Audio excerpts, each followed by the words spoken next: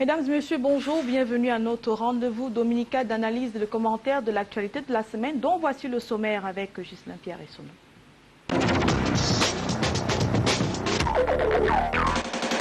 Il était une fois un roi qui habitait la ville de Fumbano, Cameroun. Son nom, Ibrahim Bobo Njoya, devenu depuis 2008 rebelle à la rébellion. La dernière en date est son son dissonant face aux appels pêle-mêle du RDPC en faveur de la candidature de Paul Biya. Mais en fait, le sultan roi de Bamoun semble sur le droit chemin, lui qui rappelle que pour une fois, les officines du RDPC ont fait faillite en voulant utiliser comme d'habitude Paul Biya comme passe-droit traditionnel. Face à cette bourrique, selon lui, il aurait été judicieux de s'asseoir pour régler les problèmes de base de son parti politique d'amour, le RDPC. Ipso facto, le charismatique Ibrahim Bobo Njoya nous fait dire que si les appels ont une double mission, à savoir conditionner l'opinion et faire diversion, il ne faut pas oublier qu'en brûlant les étapes, on n'arriverait jamais à ramener tout le monde à l'élection présidentielle anticipée. Avec un peu de lucidité, allons y réfléchir à Fumban la Belle. Côte d'Ivoire, un président en Afrique. Blaise Compaoré n'est plus burkinabé. Lui, l'ancien président, est devenu frère légal d'Alassane Dramane Ouattara. Et c'est bien, puisqu'en Afrique de l'Ouest, l'intégration permet à Mamadou de partir d'un pays à un autre, à bord d'un Ouara-Ouara, uniquement muni de sa carte nationale d'identité. Ce qui saute en filigrane ici, c'est simplement que le présumé tueur de Sankara veut échapper à la justice du point de vue politique. Ainsi, le gouvernement burkinabé ne pourra obtenir son extradition. Dans ce cas, la Côte d'Ivoire devrait éventuellement le juger. C'était déjà le cas dans l'affaire de l'Arche de Zoué, la France ayant choisi de juger les fautifs au détriment de la justice tchadienne.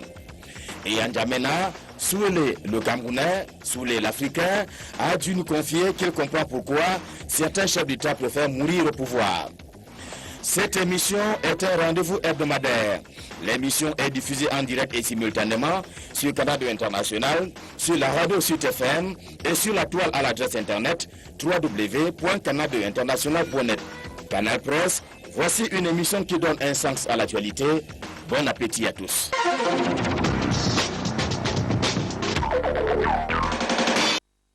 Invité au débat de ce dimanche, Marlise Doualabel, bonjour. Bonjour. Merci d'être venue. Vous êtes députée de la circonscription de Bouri-Centre, élue du Rassemblement démocratique du peuple camerounais. Et nous avons appris cette semaine de l'Institut national de la statistique que Buea est l'une des villes les plus chères du Cameroun, sinon la plus chère devant Garoua et Boloba, Bamenda et Yaoundé.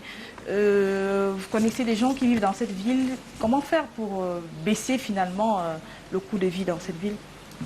Bon, disons que c'est l'information rendue officielle, oui. Mais je pense que tous les parents sont au courant puisqu'ils vivent cette réalité et ont des, j'allais dire, chaque parent utilise des techniques. Les parents des étudiants sont des parents des étudiants, oui. Oui.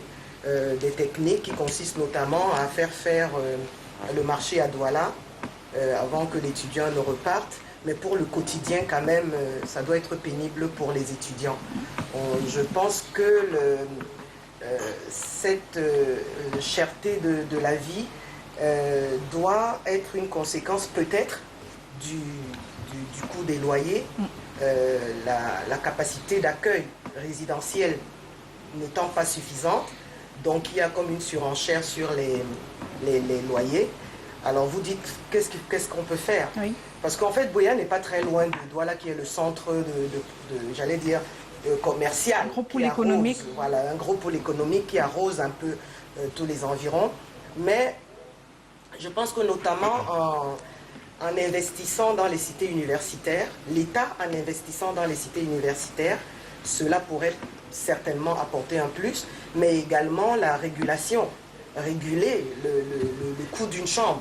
Que devrait revenir une chambre pour un étudiant, une chambre, j'allais dire, suffisamment confortable, moyenne pour permettre à l'étudiant de terminer une année scolaire. Et soulager les poches des parents. Merci à vous d'être venus et en face de vous, vous aurez votre adversaire politique, on va le dire comme ça, puisque vous êtes dans la même circonscription électorale. Joshua aussi, bonjour. Bonjour. Député Bourri-Centre également, du Social Democratic Front. Vous êtes aussi vice-président de ce parti. Merci d'avoir accepté notre invitation. Avec vous, nous allons parler de cette situation plutôt dans le nord-ouest du Cameroun, où votre président est intervenu plusieurs fois. Le gouverneur de la région du nord-ouest se remet d'une agression subie la semaine dernière. Sa voiture a reçu des jets de pierre. Ces mêmes personnes auraient donc mis le feu à la localité. L'adjoint du maire de Bangolan, Adolphe Lélé l'Afrique, était venu donc arbitrer une destitution, une tentative de destitution d'un chef. Après donc cela, avant cela, il y a eu plutôt les événements de Oum. Il y a une forte tension dans cette région du nord-ouest maintenant. C'est dû à quoi, à votre avis? Je pense que la tension, elle est partout. Si un pays est en guerre et on tue des gens dans l'extrême nord, vous ne pouvez pas dire qu'il y a une forte tension uniquement dans le nord-ouest. Il y a une tension partout au Cameroun. Je crois que la première question par rapport à la vie chère, ma collègue a essayé, et d'ailleurs d'une très belle façon de l'expliquer, ça démontre la faillite du régime actuel. Donc il y a cette tension, elle est partout, elle est présente partout, même ici à Douala. Je pense que de moins en moins les gens arrivent à boucler les fins de mois, de moins en moins les jeunes arrivent à trouver cet espoir nécessaire pour penser à un avenir plein de promesses, j'exagère un peu, mais il y a cette tension un peu partout. Maintenant, pour revenir sur les événements dans le nord-ouest, il faut savoir que dans le Grand Ouest, les autorités traditionnelles, la tradition et les autorités traditionnelles ont une place sacrée dans ces sociétés-là. Et je pense que ce que nous voyons aujourd'hui, c'est le fait que beaucoup de ces autorités traditionnelles, d'ailleurs on l'a vu avec le sultan, confondent un peu leur rôle et essayent de jouer un rôle de premier plan politique au lieu de jouer leur rôle qui est celui de l'administration traditionnelle. L'administration traditionnelle. Et le Fon Tchafa qui a été destitué à Bangolan est l'exemple même de cette dérive où les gens pensent que parce qu'ils représentent une communauté, qu'ils peuvent tout se permettre. Vous savez très bien ce que ce monsieur, les positions que ce monsieur a eues ces dernières années.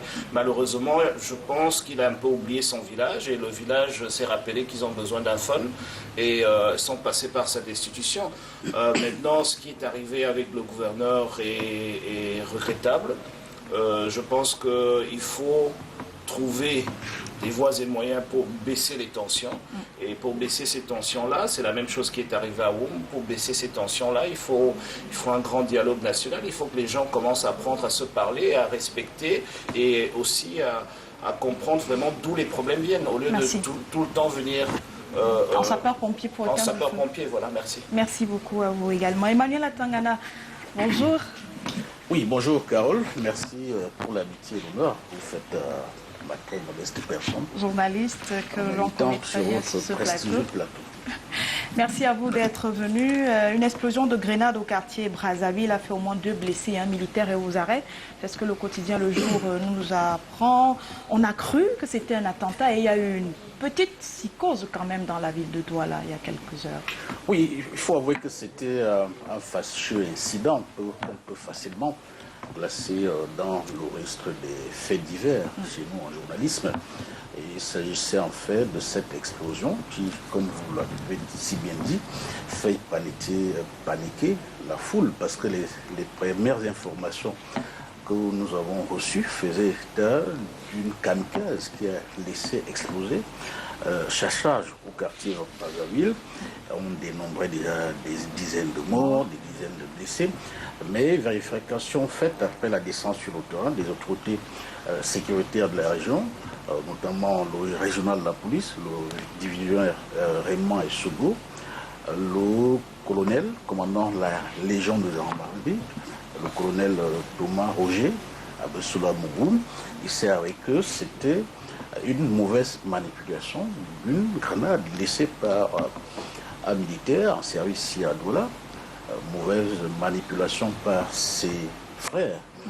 la grenade a finalement explosé et a amputé le bras d'un des frères, l'autre est grièvement blessé. Le militaire qui était en possession de cette arme a été interpellé. Les enquêtes se poursuivent par les autorités pour déterminer les raisons, les causes de ce fâcheux incident. Il faut avouer que ça a quand même fait paniquer les autorités les plus hautes. Même les populations. Même les populations. Merci. Merci encore à vous d'être venu. Alex Gustave Azebazé, bonjour. Bonjour Carole, bonjour aux autres invités de Canal Express. Journaliste que l'on connaît très bien sur ce plateau. Avec vous, je partage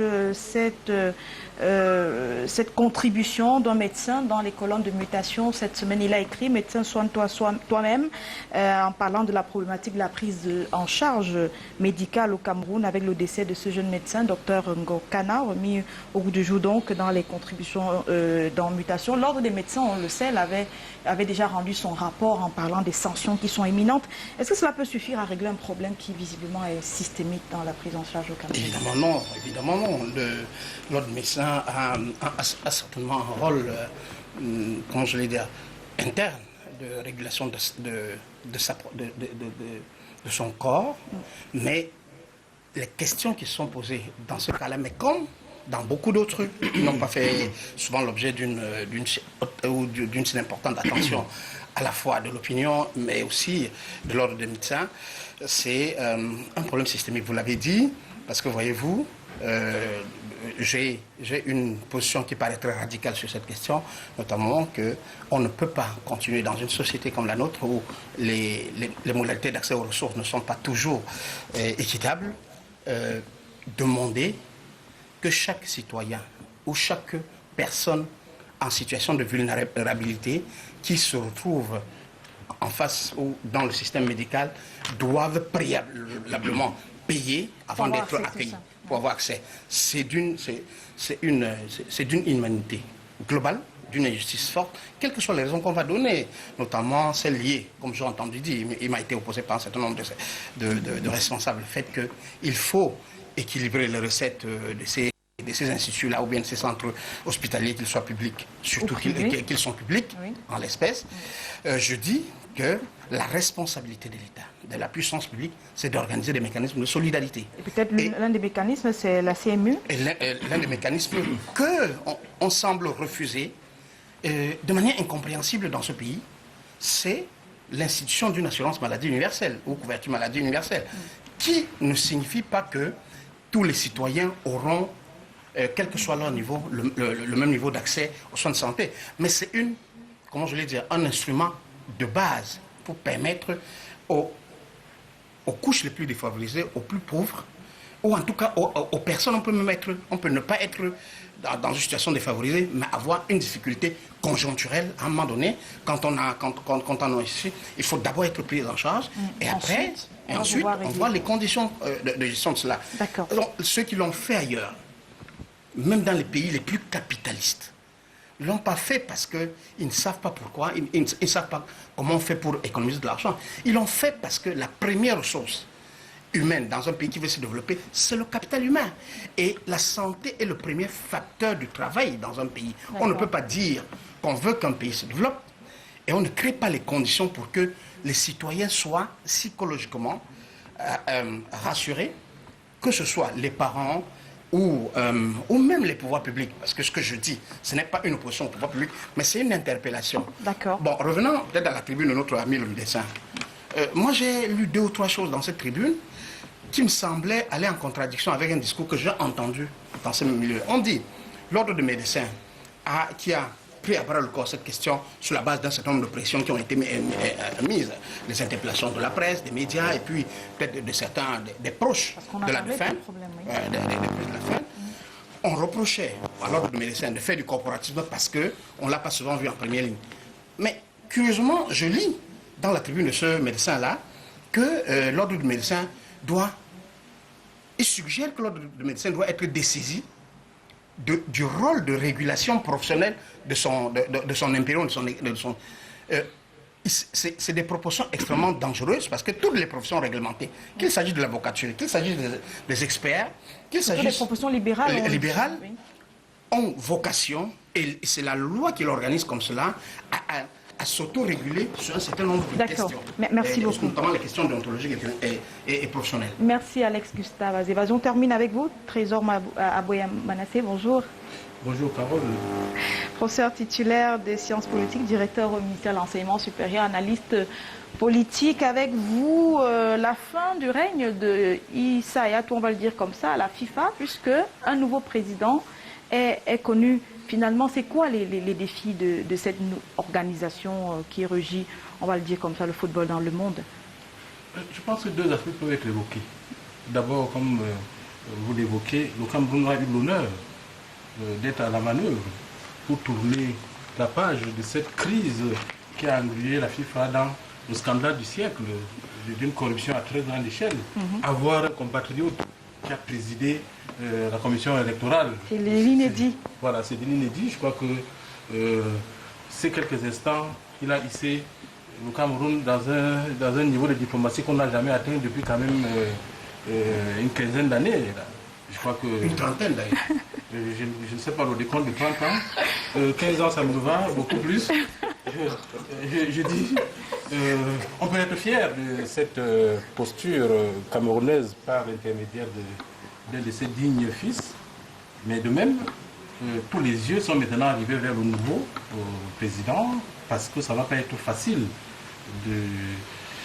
de soigner l'image d'une corruption largement écornée, d'ailleurs, l'image de la FIFA. Oui, d'une institution largement écornée et pour laquelle la justice américaine n'a pas encore baissé les bras, continue de fouiller dans les tiroirs pour essayer d'élargir le spectre des arrestations. Quand cela ne tienne, je pense que le Cameroun peut davantage encore être fier parce que le Camerounais, ça n'a pas été inquiété dans le cadre de cette opération coup de poing et ça veut dire quand même que...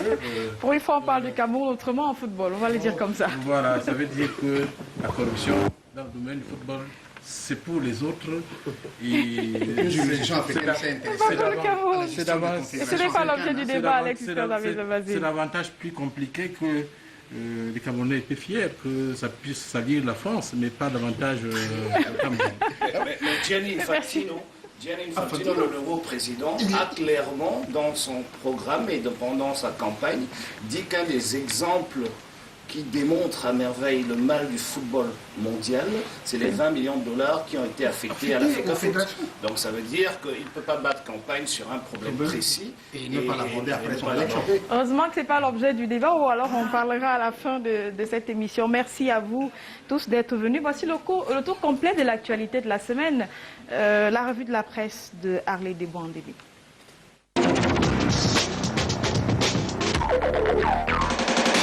L'actualité de la semaine a été marquée par la visite au Cameroun du ministre nigérian de l'Intérieur. Visite qui a permis aux deux pays, dont le Cameroun et le Nigeria, de mieux explorer les voies en vue de l'éradication complète de la secte Boko Haram. La spirale de la secte islamiste a plané sur la ville de Douala jeudi 26 février, lorsqu'une explosion a semé la panique. Au quartier Brazzaville, à Douala 3e, l'explosion a fait 2 blessés graves selon le messager. Rien à voir cependant avec les attentats terroristes de Boko Haram qui font des centaines de victimes au sein de nos familles. Famille réunie par une dame, Françoise Étoile, promotrice de l'initiative Orphelins de guerre, une dévotion humanitaire et des générosités reprises au quotidien au messager où elle donne une interview. Un saut dans l'humanitaire qui mettra bientôt le cap sur N'Djamena après Yaoundé. L'autre actualité étant sans doute l'appel à la candidature de l'Ouest, un appel à pas forcer pour reprendre le quotidien de l'économie, parce que dernière a cautionné l'anticipation de la présidentielle de 2018, la région des Grassfields, à travers son élit politique, a finalement invité Paul Biya à procéder à une révision constitutionnelle dans ce sens. Mais la note salée de cette mobilisation a été la sortie d'Ibrahim Bombon Joya qui, selon Mutation, exige l'organisation préalable d'un congrès pour trouver des solutions pertinentes et durables aux problèmes de l'heure. Pour le sultan de Bamoun, le Cameroun n'est pas à l'abri des surprises désagréables. Et du coup, le cas Bombon Joya intéresse Émergence qui pose la question centrale, qui est réellement le sultan de Bamoun? Et Mutation pourrait répondre, le sultan rebelle, le seul baron du parti au pouvoir, à tenir un discours lucide et courageux. Et des sources bien introduites reprises par le journal Le Soir. Le chef de l'État ne serait pas resté indifférent à l'égard des déclarations d'Ibrahim Bombon Joya. Il aurait donc fait appeler en Europe. Et justement, le jour s'interroge, que font Paul Biya et Bombon Joya dans le vieux continent? Les deux personnalités sont parties du Cameroun au même moment, simple coïncidence ou arrangement pour un tête-à-tête à Genève. Sur les appels à candidature, l'action s'interroge. Qui doit parler au nom du peuple? Éclairage dans l'éditorial de Christophe Mienzor qui précise qu'un président de comité de base, de sous-section ou de section a le droit de s'exprimer au nom des militants de son unité politique. Pourtant, le jour rapporte bel et bien qu'il y a des appels qui sortent de ce cadre politique venant des chefs traditionnels, auxiliaires d'administration, des syndicalistes, des diplômés de l'ENAM, dont les appels insolites. Cameroun Diaspora Expression est plus dur et parle du bal masqué des hypocrites. Voilà pourquoi Paul Biya dira non, renchérit notre confrère qui parle même déjà de la succession du président de la République avec comme tapis dans l'ombre des factions composées des hommes de la France, des hommes des États-Unis, des hommes du FMI et de la Banque mondiale et des hommes et des fils du président. Ali dans ce numéro le coup de griffe de Jerry Eba intitulé « Il y a une vie après le palais » et puis l'éditorial du directeur de la publication Saint-Éloi Bidou, il est à la une de mutation et compte parmi les militants du RDPC qui ont tenu tête à Paul Biya. Avec lui justement Ibrahim Bombon Joya, René Zendele, Pierre Mila Assouté, Tobindi, Paulaya Abiné et Adama Modi, des militants qui ont posé des actes de rupture au sein du parti au pouvoir. Ils connaissent aujourd'hui des fortunes diverses. Un autre qui vient de prendre à contre-pied l'élite politique de la Damawa, c'est Prosper Nkouvondor, le meneur du mouvement Tout sauf Paul Biya. Mutation démontre comment l'universitaire, avocat de cause perdue qui a endossé avec lui un relatif succès le costume de l'homme politique, s'est bâti une réputation de justicier. Le président de la République ne semble pas être perturbé. Lui, il est au boulot. Si l'on s'en tient à repère de la semaine, au centre des appels et contre-appels qui font bouger le landerneau politique, Paul Biya reste concentré et fait son job. Mais rappel diapason, le gouvernement de mission de Paul Biya semble aller à l'opposé de ses prescriptions du Conseil ministériel du 15 octobre 2015 au regard des agitations politiques actuelles. Despard s'intéresse à ces jeunes qui se sont plantés en ville et sont retournés à la plantation, une ruée vers l'agriculture qui porte des beaux fruits. Mais il reste une interrogation sur le développement agricole au Cameroun qui bloque les financements dans ce secteur. Et Comatin constate que de nombreuses procédures imposées aux porteurs de projets annihilent leur ambition. Des fonctionnaires dans cette affaire sont englués dans le dysfonctionnement des programmes pendant ce temps. Les banques tardent à décoller. Et Comatin est le dernier né des tabloïds spécialisé en économie et finance. Son premier numéro paraît au moment où le quotidien de l'économie franchit le cap des 1000. Et cela se fait d'abord en grande une et ensuite par des petites histoires des trois vies du quotidien. Des acteurs, le regard des confrères, des lecteurs et des perspectives à l'ère de l'économie numérique. Bon vent.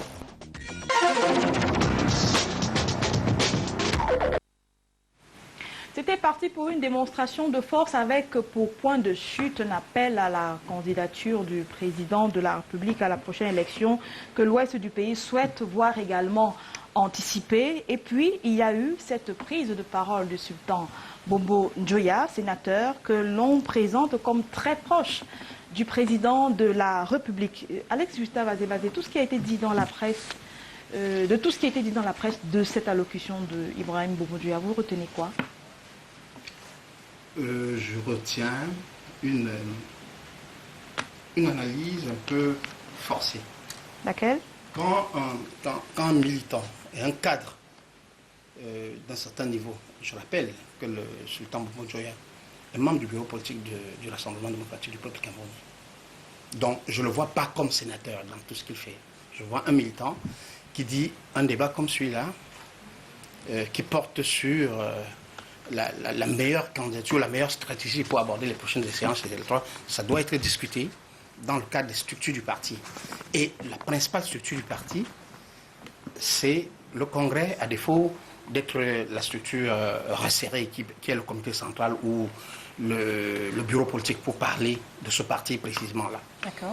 Donc qu'ils le disent. C'est ceux qui ont l'habitude de penser que les partis politiques sont faits pour être des godillots, qui considèrent qu'il a dit quelque chose d'extraordinaire pour moi. pour un militant, et je dis encore un militant qui a des responsabilités à ce niveau-là, il n'y a aucune contradiction entre sa responsabilité, son devoir, et même, je pense que c'est tout à son honneur de rappeler que les uns et les autres, quand vous devez adresser des questions qui engagent le parti. D'ailleurs, il était à ce meeting-là, il ne l'a pas dit en dehors de ce meeting, oui. Ça veut dire qu'il y a, contrairement à ce que j'ai perçu dans un certain nombre de un certain nombre de tabloïds, je ne vois pas véritablement la divergence. La preuve, oui. Moi j'ai entendu d'autres gens dire le fait que il les rejoint ou il soit parti avec le président ou qu'il soit en Europe en ce moment où le président est le président national du parti hier, sans trop qu'on sache, et qui est en même temps président de la République. Un court séjour privé. Il est absent du Cameroun. Bon, le terme court séjour privé, moi je ne sais pas ce que ça signifie. Est une indication qu'ils se parlent, ce qui pour moi est normal. Ça aurait été mieux qu'ils se parlent à Yaoundé, à Douala ou à Fumban, qu'ils se parlent en Suisse ou en France. C'est des manières de gouverner le Cameroun, parfois de l'étranger, qui ne correspondent pas à ma conception. Donc on retient que pour vous, les propos du sultan vont de soi et entrent dans un processus, ce qu'on va dire interne dans le parti. Marlise de Doualabel, c'est la même compréhension que vous avez eue de cette sortie. Ça doit se gérer dans le cadre des structures internes du parti, une candidature comme celle-là, et non pas, peut-être, s'entend comme les autres ont ajouté, sur la place publique à demander que le président se représente. Vous l'avez dit vous-même, comme les autres l'ont rajouté. Parce que, effectivement, on a vécu les différents appels. Les différents appels organisés soit par les leaders du parti locaux, soit par les régionaux, mais toujours est-il que les militants se sont mis ensemble pour dire, certainement en réaction de tout ce qu'on entend autour de cette situation que nous vivons tous, que tout le Cameroun vit. Les militants du RDPC disent, ah ok, il est temps de crever l'abcès et de dire au président que, monsieur le président, vous restez notre pion. Excusez-moi, pion entre guillemets. Vous demeurez sur notre champion. Sur un échiquier politique, c'est normal qu'on parle. Voilà. Ce qui ne veut pas dire qu'il n'y a pas d'autres candidatures valables, parce qu'on nous le retourne souvent. Oui, mais vous voulez dire que dans tout un parti, dans tout un pays. Non, il y a des candidatures, mais vous avez de misé toutes ces candidatures, nous avons misé sur celle-là et nous avons voulu que cela soit su, que cela soit entendu. Nous l'avons exprimé de la plus belle manière, d'une région à l'autre. Maintenant, au cours d'une de ces rencontres, d'un de ces meetings, il y a un responsable, membre du bureau politique, qui donne une opinion. Sauf à dire que les militants du RDPC n'ont pas d'opinion, qu'ils ne peuvent pas exprimer leur opinion. Je pense que le camarade Sultan Roi des Bamoun a donné son opinion. Et je pense en plus qu'une fois que nous avons donc donné de la voix pour dire que voilà ce que nous, les militants, nous voulons, l'appareil va certainement dire quelque chose. En tout cas, c'est une démarche politique qui appelle une réponse politique. D'accord. Voilà. Emmanuel Tangana, le sultan s'est attelé, selon ce que la presse a fait comme citation, à démontrer qu'il ne faut pas confondre la longévité d'une personne au pouvoir à la conservation du pouvoir par un parti politique. Qu'est-ce que vous entrevoyez dans ces déclarations? Oui, je dois d'abord revenir sur ce que la presse a pu percevoir dans la sortie du sultan des Bamoun. Je crois que le sultan des Bamoun n'a fait que remettre au goût du jour le débat qui avait cours. C'était pas le sultan, hein, c'était Ibrahim Obodia, le militant. Le militant, parce qu'il ne faut pas remettre... C'est très important de faire la différence. De temps en temps, il faut me donner de l'argent et non des arguments. Donc, j'étais disant que le sultan des Bamoun, qui est par ailleurs militant du RDPC et qui occupe de hautes responsabilités, il est le président de la commission régionale permanente du RDPC, sénateur, il voulait remettre au goût du jour, il voulait remettre au goût du jour un débat qui a eu lieu au sein du RDPC en septembre lors du congrès ordinaire des 15 et 16 septembre à la veille de la présidentielle. Les hiérarques du RDPC étaient divisés entre l'organisation d'un congrès extraordinaire et la tenue d'un congrès ordinaire. Donc il a remis ça au goût du jour. Finalement, je crois que comme il est membre du bureau politique également, le bureau politique étant l'assistant du président national du RDPC, a dû conseiller au président l'organisation d'un congrès ordinaire. Maintenant, sur votre question, je crois que le sultan des Bamoun est dans la posture d'un militant qui a, comment dire ça, qui a l'oreille, qui peut être l'oreille et la bouche du président de la République, qui est président national du RDPC dans sa circonscription. Il semble très écouté. Il est très écouté par le président national du RDPC. Monsieur, mon ami, confrère, vous n'allez pas réussir à me perturber. Donc, Alex était donc disant que le sultan roi des Bamoun, et il est très écouté. Dans cette posture-là, je crois que c'est un message précis qu'il voulait faire passer. D'accord. Oui, c'est son droit. C'est son droit. Comme vous aussi, du SDF, vous faites des meetings. Et que dans votre NEC, comme celui du week-end passé, vous avez émis des opinions, vous avez fait une déclaration par rapport à cette sortie justement du président de la commission permanente du RDPC. Vous terminez là-dessus et je donne la parole justement à Joshua aussi. Est-ce que Ibrahim Boumoundja a essayé de prévenir le président des dangers éventuels d'une autre modification comme il a fait en 2008 déjà? Il faut qu'on soit déjà d'accord sur les faits et les interprétations de ces faits. Okay, si on nous dit ici, je fréquente pas le président de la République, mais apparemment tout le monde est d'accord sur le fait que le sultan Ibrahim Boumoundja, en sa qualité de militant, membre du bureau politique du RDPC, aurait l'oreille du président de la République. Alors dans ce cas-là, il n'a pas besoin de prendre un micro pour parler au président. Je suis démocrate, donc je pense que la majorité... Il n'aurait pas besoin de prendre le micro pour le dire. Ensuite, je pense que la cuisine interne du RDPC ne me concerne pas. Bien sûr. Donc, j'ai pas...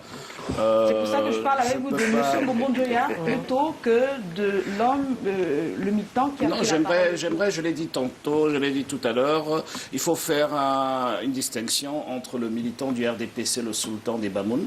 Je pense que aujourd'hui, en l'état actuel de nos lois, les chefs traditionnels ont le droit de faire de la politique. Et quand ils font la politique, c'est uti personae et c'est non en tant que dans leur qualité de sultan. Nous avons des médecins qui font de la politique. Et je vous demande donc d'interpréter ces propos en tant que M. Boumoundja qui a... Est-ce que vous pensiez que dans son discours, il semblait dire au président, écoutez, il y a des problèmes si on modifie encore la Constitution, comme il a fait en 2008? Je pense que s'il s'adressait au président de la République de cette façon-là, ce que moi je retiens, ça veut dire que c'est le président de la République qui a demandé tous ces appels-là. Parce qu'il n'avait pas besoin de s'adresser au président de la République si ce n'était pas le cas. Tout à l'heure, ma collègue disait nous avons décidé. Non, elle a été appelée, elle a reçu un SMS, un coup de fil. On lui a dit tu es à la maison de parti samedi matin parce qu'il y a tel qui arrive et on fait un appel, tout. Il n'y a pas eu un débat préalable, il n'y a pas eu une rencontre, il n'y a personne qui a émis un vœu de débat au sein de cette organisation-là. Donc l'appel est venu d'Etoudi et c'est pour cela que celui qui a des responsabilités historiques dans ce pays, parce qu'il est aussi le sultan des Bamoun, a renvoyé à celui qui a envoyé l'appel de l'appel pour lui dire que ce que tu fais là, voilà, il y a l'étape du Congrès, etc. Et donc c'est ce que je retiens, c'est pour ça que je parlais quand j'ai commencé des faits. D'accord, merci. Et j'en viens à vous, Trésor Abouya, pour une autre lecture de ces faits-là. On parle d'un Ibrahim Boumoundja qui s'était déjà opposé à la modification de la Constitution en 2008 et qui semble, dit-on, aussi très écouté. Pourtant, en 2008, n'avait pas été écouté puisque la Constitution a été modifiée. Quel est le poids que vous donnez à ces propos tenus la semaine dernière à Bafoussam? Premièrement, je ne connais pas la mesure de l'écoute que le sultan Boumoundja a au niveau de Toudi. ceux qui ont l'audiomètre, là, je ne sais pas sur quoi ils se fondent pour dire que... Pour mesurer voilà. le niveau d'écoute de M. Biya Voilà. par rapport au propos qui vient de M. Ce qui est constant, c'est que en 2008, le sultan Momodou avait émis son avis. Et ce qui se passe à l'heure actuelle, c'est la même chose. Les appels se suivent et se ressemblent. Quand ça varie de forme, ça crée un buzz dans la presse. Moi, je pense que ça a seulement varié de forme. C'est-à-dire que l'Ouest n'a pas repris le même credo que le littoral, que l'Aléquier, que le Sud, voilà. que le Centre. Ils ont emballé leur appel dans une variance qu'a mis en exergue Ibrahim Momodou. Qu'à cela ne tienne, même dans son discours, j'ai suivi, j'ai relu, je lui ai relu ce qu'il a dit. Il n'y a rien d'extraordinaire dans ce qu'il a dit. Je ne sais pas si la presse suit les discours à l'envers, ou bien c'est eux qui renversent le discours d'une personnalité pour créer un buzz. Il n'y a rien d'extraordinaire. Et le président, le sultan Ibrahim Momodou a tout simplement indiqué qu'il serait souhaitable qu'à l'issue de ces appels, un congrès puisse se tenir pour concrétiser justement la manière de lancer la perspective de candidature. Et c'est ce qui est normal. Et c'est tellement banal que moi-même, 3 jours avant qu'il ne parle, dans ma page Facebook, il avait indiqué ça, qu'il faut que cet appel soit concrétisé dans une sorte de congrès. Pour qu'on sache effectivement que le parti est intégré dans le processus, que le parti est unanime. Sinon, ça peut être des appels qui sont manifestement non coordonnés et donc qui deviennent comme une voix dans le vent. D'accord. Alex Justin-Azépasi, on parle justement de la coordination de ces appels. On a l'impression qu'il y a eu une scénarisation dès le départ où chacun devait apporter un moment du feuilleton, un élément qui va permettre de redonner du souffle. On a eu d'abord simplement l'appel à l'élection, après on a eu l'anticipation et puis on a eu la modification, on a eu des élites qui ont même voulu mettre de l'argent pour dire s'il n'y en a pas, on va pouvoir en trouver. Maintenant on dit ok, il faut l'étape du congrès. Est-ce qu'on est vraiment dans une scénarisation de cela? Une théâtralisation, comme quelqu'un a dit l'autre jour dans les colonnes de mutation? Moi j'ai toujours de la peine lorsqu'il s'agit comment je vais dire, des affaires du RDPC, le parti au pouvoir, officiellement du RDPC, de trouver une logique dans ce qui se fait. Mais le professeur Boya vient de dire une chose, ça se passe souvent comme ça, et après, bon, on connaît le résultat. On aura vos explications. Quand je finis de dire ça, je dis, le RDPC, parce que ces instances statutaires se réunissent très peu. Je parle en dehors du congrès qui s'est tenu il y a quelques mois ou quelques années pour élire le président. 2011 précisément, le dernier congrès. 16 septembre 2011. Oui. Et il y a eu des élections qui peuvent se tenir dans un parti n'importe quand. Et surtout que il y a eu 2 candidats, il y a eu une élection, il y a eu un président vainqueur. Ça faisait 8 ans. Je parle du dernier mouvement dit de renouvellement des organes à la base. Ça faisait une dizaine d'années. Il n'y en avait pas eu. Alors que le mandat des élus locaux, c'est 5 ans, selon les statuts du RDPC. Donc quand il s'agit du RDPC, je me refuse de considérer que une chose est faite de manière coordonnée autant. Parce que dans ce parti-là, il y a des comportements soviétiques où il suffit que quelqu'un qui est présumé proche du chef de l'État, en même temps président national du parti,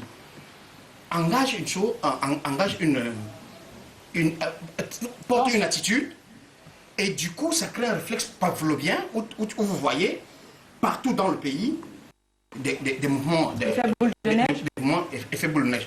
Ça ne veut pas forcément dire que quelque part il y a une organisation qui a décidé, sauf si c'est un cabinet noir, parce que si c'est le parti s'est réuni nulle part, en tout cas jusqu'à l'heure où... C'est pour ça que si le propos d'Ibrahim Momodou ont un intérêt, c'est de rappeler simplement que un groupe, quel qu'il soit, lorsque il doit prendre la parole sur le plan public pour exprimer des positions, il y a un moment où ça doit rentrer dans le cadre institutionnel ou statutaire, en l'espèce, le congrès du parti, ou si c'est difficile pour le parti de réunir son congrès, le comité central, ou peut-être même l'instance la plus réduite de concertation qui est le bureau politique. Moi, quand j'ai fini de dire ça, de mon point de vue, l'enjeu de ces appels, pour moi, est ailleurs. Il est où cet enjeu? Ah, je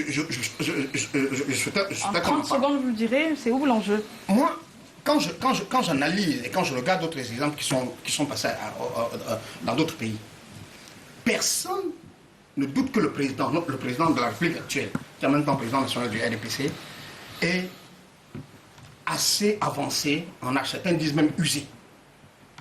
Et il y a, qu'on le veuille ou non, des batailles internes dans le système, même si ça ne se dit pas publiquement, et qui peuvent déboucher sur des situations comme celle de la Tunisie. C'est ça l'enjeu? De la Tunisie, attendez. De la Tunisie où un clan du pouvoir a décidé à un moment donné de déposer le vieux président Bourguiba. D'accord. Et ceux qui pensent tirer le plus d'intérêt de la présence du président, au pouvoir dans ces conditions-là, anticipent cela et engagent un mouvement qui enrigimente tout le monde pour que personne ne fasse le débat sur est-ce que ce président doit continuer à diriger le pays alors que manifestement, d'évidence, il n'a plus les capacités. D'accord, c'est compris, Alex.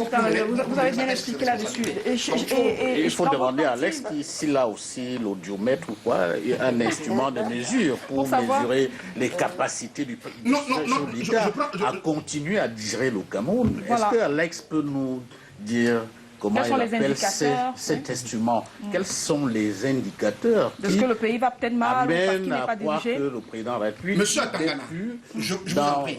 Je vous en prie. N'a plus les capacités. Je suis un citoyen doublé d'un analyse politique. Quand on fait de l'analyse politique, on ne parle pas simplement de ses convictions à soi. Notre président n'est pas aussi présent sur un certain nombre d'événements de sa responsabilité de chef de l'État qu'on s'y attendrait. Vous voulez que je donne des exemples? Je vois bien qu'on sorte de ce débat, je vous en prie, monsieur. Emmanuel Tangana et Alex, juste à Azébazé, on va poursuivre en dehors des événements institutionnels obligatoires. On a très bien compris, merci à vous. Joshua aussi, j'en viens à vous parce que pendant qu'on s'organise... Non, j'arrive à vous. J'arrive à vous tout de suite. Pendant qu'on semble s'organiser dans le RDPC pour appeler le candidat à se présenter, on ne vous entend pas beaucoup. Si oui, pour dire le président ne doit pas être candidat de nouveau. Dans le SDF, comment ça se passe? Je ne pense pas que le SDF ait pris cette position-là. Il ne faut pas nous Quelle est la position du SDF? des propos qui ne sont pas des propos de notre organisation. Nous constatons avec beaucoup d'amusement, je dirais même, et c'est triste de le dire ainsi, ce qui se passe dans le camp d'en face. Votre président a parlé d'une escroquerie politique. C'est exactement ça. Le problème aujourd'hui au niveau du SDF n'est pas si les cadres du RDPC, parce qu'ils disent appel du peuple, j'ai jamais vu le peuple, je vois les cadres. Si les cadres du RDPC... Les cadres font partie du peuple aussi, non? Oui. Ils ne représentent pas le peuple. Ils ne représentent pas le peuple. J'en veux pour preuve le responsable régional dans l'Ouest, pour lequel on a ce débat aujourd'hui, n'a gagné aucune élection chez lui. Aucune. Okay, il n'a aucune légitimité. Si c'était l'UDC qui le disait, je pouvais dire que oui, les Babounes ont parlé. Le Nounou a parlé, mais ce n'est pas le cas. Pour revenir sur ce qu'on disait, nous pensons que si les cadres du RDPC ont reconnu qu'il faut un vote sanction contre leur propre président, leur propre candidat, c'est une bonne chose. Ils font que dire ce que nous disons, c'est quand le pays va mal, qu'on anticipe une élection. Mais non, si l'anticipation de cette élection est là pour contourner les dispositions démocratiques que nous exigeons avant toute élection prochaine dans ce pays, ils vont nous trouver sur leur chemin. Parce que vous savez que M. Biya veut absolument organiser, et c'est pour ça que c'est lui qui est à la base de cette orchestration, cette théâtralisation, il veut absolument organiser cette élection avant la mise sur pied du Conseil constitutionnel. La seule raison pour laquelle le SDF, qui n'avait pas le nombre de conseillers municipaux nécessaires pour prétendre aller à l'élection sénatoriale, est allé à cette élection, c'était pour déverrouiller le dernier verrou, pour la mise sur pied du Conseil constitutionnel. Nous ne l'avons pas encore. Vous savez très bien ce qui s'est passé avec le recensement de la population. C'est important que je finisse tous ces points. C'est la position du SDF. Vous savez très bien ce qui s'est passé avec le recensement de la population. Nous savons aujourd'hui, nous ne savons pas si le fichier de l'ECAM représente effectivement le nombre de Camerounais en âge de vote. Mais il est en ou pas. revision, ce fichier. Il est en revision et c'est pour cela qu'il faut anticiper l'élection avant de savoir combien nous sommes. C'est quand même... Vous n'allez pas me dire que vous êtes d'accord sur le fait qu'il y a une population plus importante que celle de Douala. Donc il faut quand même qu'on arrête et qu'on arrive. Et c'est pour ça que nous disons que nous n'avons pas un problème avec la date de l'élection. D'ailleurs, nous nous réjouissons de voir que le RDPC fait le constat de l'échec de ce règne, mais nous disons que cela ne doit pas, ce vote sanction ne doit pas être utilisé pour contourner les dispositions qui doivent être mises en place pour sauver ce pays d'une déflagration sociale majeure. Merci. Marlise Doualabel, sur la même question, vous sentez qu'en interne, quand vous êtes organisé, est-ce que c'est pour dire que ça va mal, redonnons du souffle à ce pays? Je voudrais d'abord revenir à l'appel. Mon collègue a dit que j'ai reçu un SMS et que bon, non. Comment ça s'organise, les séances de lancement d'appel? Je suis suffisamment mature pour ne participer qu'à des choses auxquelles j'adhère. Ça veut dire que quand on m'envoie une information en disant « Camarades, nous voulons qu'on se mobilise pour telle ou telle raison », je pose des questions et je donne mon OK. Je n'étais pas dans le pays, j'étais absente du pays, mais j'ai envoyé ma procuration. Donc c'est vous dire que je tenais à ce que mon nom figure sur les signataires. Mon cher collègue. Par procuration. Par procuration, oui, c'était autorisé. Très grave, hein, non, c'était autorisé. Oui. Puisque je t'ai convié, donc, je donnais de ma voix. Et si je dois signer... Tu viens de dire exactement ce que je dis depuis. C'est-à-dire c'était organisé. C'était organisé. Non, c'était pas organisé. Un appel du peuple. Comme toi, tu l'entends. Un appel du peuple, et c'est quelque chose de spontané. C'est quelque chose de spontané. Monsieur aussi, c'est une dame qui parle. Non, et c'est surtout une collègue qui l'aime bien. Donc, j'étais en train de dire la chose suivante. Dans le mot, c'était organisé. Mon collègue entend, c'était manipulé. Oui. C'était de la puisqu'il a fallu des procurations. C'était organisé. Ça veut dire quoi? Ça veut dire que la décision a été prise parce qu'on a estimé que c'était le moment qu'on se lève pour faire entendre notre voix. Et on l'a tellement fait entendre que ça a fait trembler les autres. Au point, moi j'ai entendu tes collègues du parti dire que non, il faut qu'on s'organise pour les contre-appels. On n'est pas d'accord que cet appel... Tu n'as pas entendu ça, toi? Non, tes collègues du SDF non, le pas du dire. tout. Alors Non, moi pas je du l'ai tout. entendu. Non. Alors je voudrais revenir là-dessus pour dire que c'est une stratégie politique du RDPC. Est-ce qu'elle est efficace? Est-ce qu'elle n'est pas efficace? Vous l'assumez. L'avenir nous dira. Mais de toute façon, nous avons le droit d'emprunter le cheminement qui nous paraît le plus efficace pour atteindre nos objectifs. D'accord. Donc, c'est pour ça que le débat des appels me gêne. Oui, je l'ai dit à une réunion. Je voudrais continuer avec vous, Emmanuel Tangana. S'il vous plaît, monsieur. Emmanuel Tangana, est-ce qu'on est quand même dans un dispositif de pré-campagne, on va le dire comme ça, comme on le voit ailleurs, mais en ce sens qu'il y a quand même sur la scène politique une mobilisation des acteurs et des personnes qui sont censées aller s'exprimer. C'est une forme, on va le dire, à la camerounaise peut-être? Non, ce n'est pas une forme à la camerounaise. Je vous dis peut-être sous le contrôle du politologue que nous avons sur la table. Les vrais partis politiques sont en permanence en campagne, en marketing politique, on appelle ça le marketing politique de présence. C'est ce que fait justement un parti que j'aime beaucoup, l'ORDPC, n'en est plaise à mon ami Joshua aussi. L'ORDPC est en campagne permanente à travers des meetings que les autres partis politiques sur la scène n'organisent pas, à travers justement aussi ces appels à candidature qui sont déjà une espèce de pré-campagne. On n'entre pas en campagne la veille d'une élection, qu'elle soit municipale, législative ou présidentielle. On est en campagne de façon permanente. Parce que le rôle d'un parti politique, c'est d'accéder au pouvoir. Et une fois qu'il a accédé à ce pouvoir, il veut s'y maintenir. D'accord. Peut-être à tous les prix. Ou alors de l'influencer, comme le font les amis, comme le font mon ami Joshua aussi. Oui, je vois que le militant a pris le dessus sur le journaliste. Malheureusement. On se connaît, il a dit qu'on était amis, donc je sais qu'il est aussi militant. Mais cela dit, j'aimerais juste... Alors, on va laisser l'un prendre la parole. Elle m'a passé la parole, donc... Non, je n'ai pas terminé. Donc, je vais prendre sur vos minutes. Ce n'est pas le compte. Il est là en tant que journaliste, donc je me réjouis de voir qu'il a pris le champ. J'ai pas de problème. C'est pas là le débat. Je voudrais bien que vous répondiez à cette question. Juste avant la question, j'aimerais juste dire que quand un parti politique est au pouvoir, il prépare son élection en travaillant pour ceux qui l'ont élu. Il ne prépare pas dans les appels et les meetings. Il fait en sorte que le Cameroun ne soit pas un des pays les plus chers d'Afrique. Il fait en sorte que les jeunes puissent trouver du travail. Il fait en sorte qu'on soit en paix et non en guerre comme on est actuellement. 400 000 emplois. Voilà, 400 000 emplois de Ben Skinner, Monsieur Atangana, ce n'est pas... 400 000. Et ils sont où ces 400 000 emplois? Le fichier des impôts aujourd'hui a combien de personnes? Il y a combien? Il y a combien de... Il y a amalgame sur... Moi, je pense qu'il y a amalgame. Il y a le bilan, qui est un des éléments de la campagne, et il y a la stratégie qu'on mène pour arriver. La stratégie, les stratégies, c'est pas dans les meetings. Les stratégies, quand vous êtes au pouvoir, la stratégie, quand vous êtes au pouvoir, je vous dis, la stratégie, quand vous êtes au pouvoir, c'est de travailler pour ceux qui vous ont élus. D'accord, merci. Merci à vous. Aboya Manasseh, je reviens à vous maintenant. D'abord, sur cette question de la primaire, on regarde beaucoup les élections aux États-Unis et en France. On voit bien qu'il y a une mobilisation avec des pré-campagnes, avec la désignation des candidats. On peut dire que c'est la même situation que nous vivons au Cameroun actuellement. En termes de mobilisation sur une question qui est une élection présidentielle à venir ou certaines ou lointaines.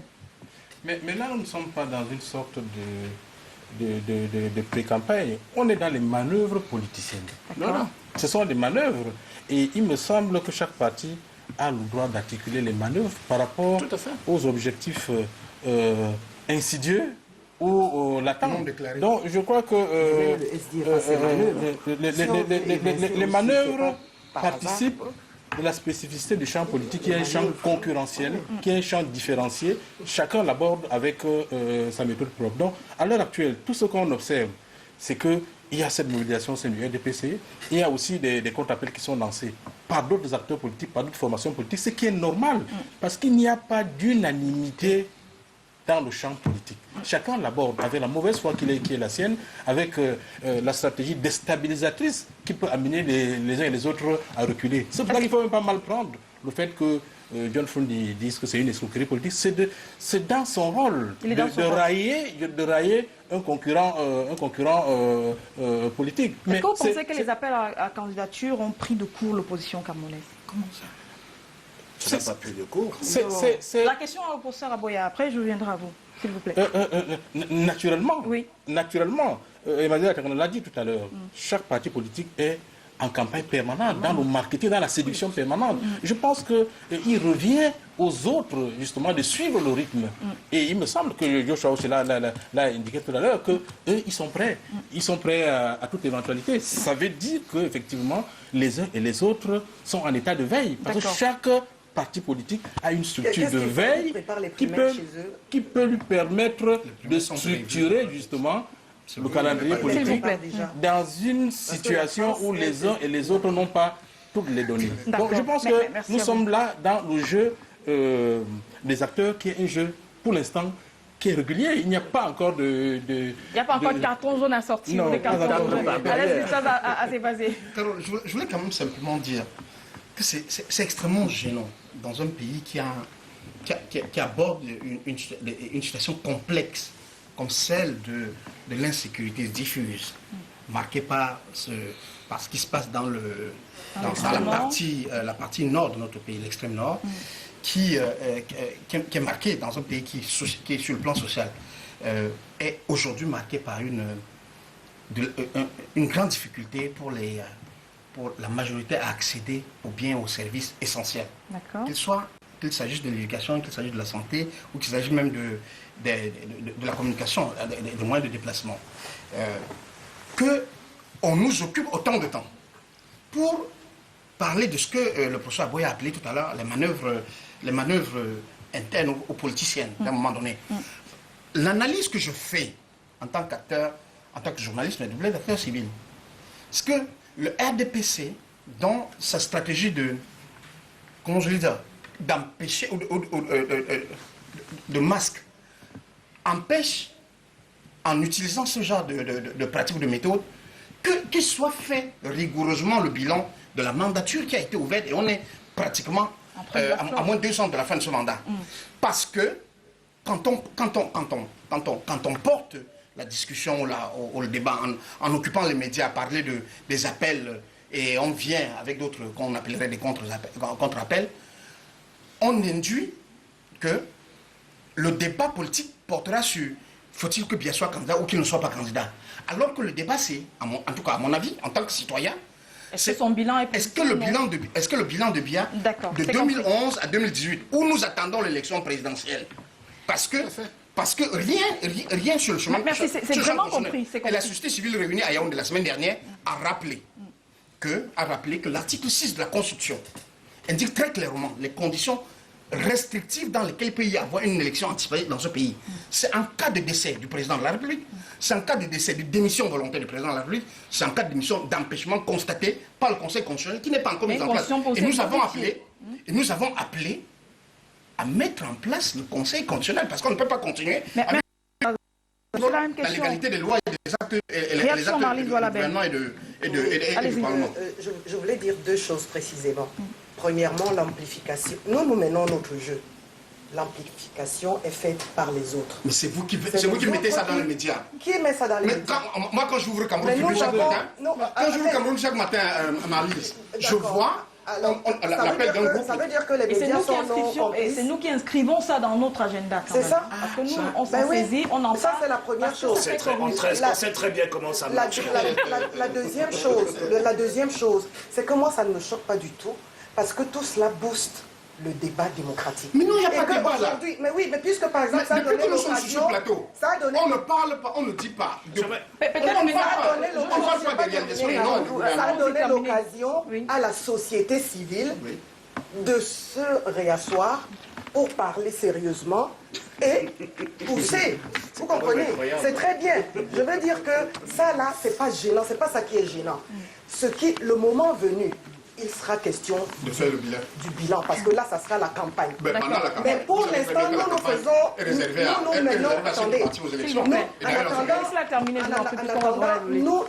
menons notre jeu. D'accord? Si ça déstabilise ou ça perturbe les autres... C'est tout bénéf pour vous, direz-vous. C'est pas tout bénéf, nous nous en excusons. Ah, d'accord. Ça déstabilise l'administration du travail. Les gens sont là. Je vous en prie. Et il vous revient peut-être aussi d'inscrire aussi dans l'agenda politique la question du bilan de M. Biya, c'est-à-dire qu'en réaction à ces appels, vous exigez le bilan.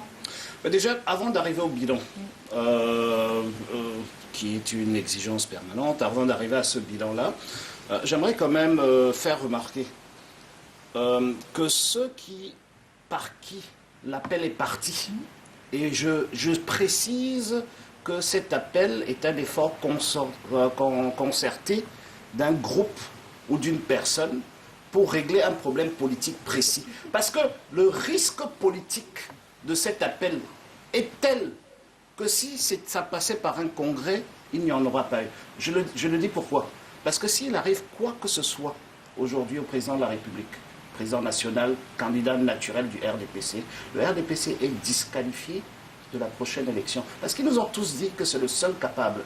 Donc qu'ils ne viennent pas nous présenter un autre candidat. Primo. Secondo, pendant que des Camerounais, des héros sont en train de mourir au front, les mêmes qui ont lancé, vous vous rappelez il y a quelques années, ils nous ont fait comprendre que Boko Haram était un groupuscule mis sur pied pour déstabiliser le président de la République. C'est exactement les mêmes signatures qui appellent aujourd'hui à la candidature de M. Biya.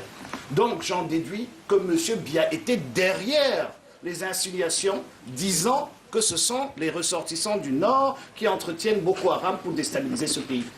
Parce qu'il faut faire la boucle. C'est très important. Je reviens maintenant à la question que tu m'as posée. D'accord. Ok. Celle du bilan de M. Biya. Il est évident que si on attend 2018, Biya n'aura rien à nous montrer aux Camerounais. Et c'est pour cela que les stratèges de ce parti, j'utilise le terme de ma collègue, jouent avec le peuple camerounais. C'est elle qui l'emploie. Et vous entraîne dans le jeu aussi. Nous ne sommes pas dedans. C'est pour cela que vous avez bien remarqué qu'on n'a pas réagi. Mais pourquoi voulez-vous qu'on réagisse quand des Camerounais meurent au front tous les jours, quand les Camerounais n'arrivent pas à manger, quand il n'y a pas de l'eau? La moitié de ces gens qui vont signer l'appel, ils ne se lavent pas le matin avant d'y aller parce qu'il n'y a pas de l'eau. OK? Et vous voulez que nous, on entre dans ce jeu-là appelé. Notre débat, notre position est très claire. Si le RDPC veut faire un vote sanction de leur propre candidat, c'est le bienvenu. On est toujours prêt pour les élections, mais qu'on n'utilise pas cela, pour contourner les dispositions qu'on doit mettre sur pied avant toute prochaine élection dans ce pays, et 2, quand l'heure du bilan viendra, on fera le bilan comme s'il avait été là jusqu'en 2018, parce que c'est eux-mêmes qui ont appelé l'anticipation. D'accord, merci. Emmanuel Atanga, vous ne pouvez pas laisser dire quand même que le président était derrière les insinuations comme quoi Boko Haram était là. Je ne peux pas lire dans la boule de cristal. Ce qui est constant, permanent, précis, c'est que le RDPC est un parti organisé qui a ses méthodes de manière politicienne, pour reprendre l'expression du professeur Abouya tout à l'heure. Chaque parti a ses méthodes, ses mécanismes pour organiser soit des campagnes électorales, soit pour, comment on appelle ça, investir le candidat de son choix pour une élection. C'est pas le SDF a ses méthodes.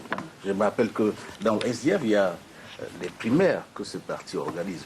Par rapport au bilan, Marlise, que votre parti n'est pas honte de son bilan. Ce bilan est élogieux. Il parle du... C'est des faits concrets. Maintenant, le RDPC n'a pas besoin de faire le bilan alors qu'il est en train de danser en appel pour la candidature du président Biya. Chaque parti politique, à la veille de l'élection, présente quoi? Quand il sollicite les suffrages du peuple souverain, c'est le projet de société. Il n'est pas forcément obligé de faire un bilan. C'est vous de le faire, vous de l'opposition, vous de la société civile, nous les journalistes. Si on me demande à moi, en tant que journaliste, de faire le bilan du RDPC, je veux dire, sur le plan politique, il y a la démocratie, sur le plan économique, il y a la liberté d'expression. La liberté d'expression. Sinon, on ne serait pas ici en train de débattre. Non, Alex dit que c'est inutile ce débat. On n'a pas demandé sur le débat plan, des années 90, oui, sur le plan économique. le bilan des années 90. Oui, sur le plan économique, nous sommes à 6%. On en viendra. Oui, à 6% du 3%. Ton salaire a augmenté de combien? Oui, on n'a pas besoin d'augmenter le salaire. Est-ce que tu sais, voilà le bilan. est-ce que quand tu vas prendre ta feuille de paie de mars, tu observeras une baisse?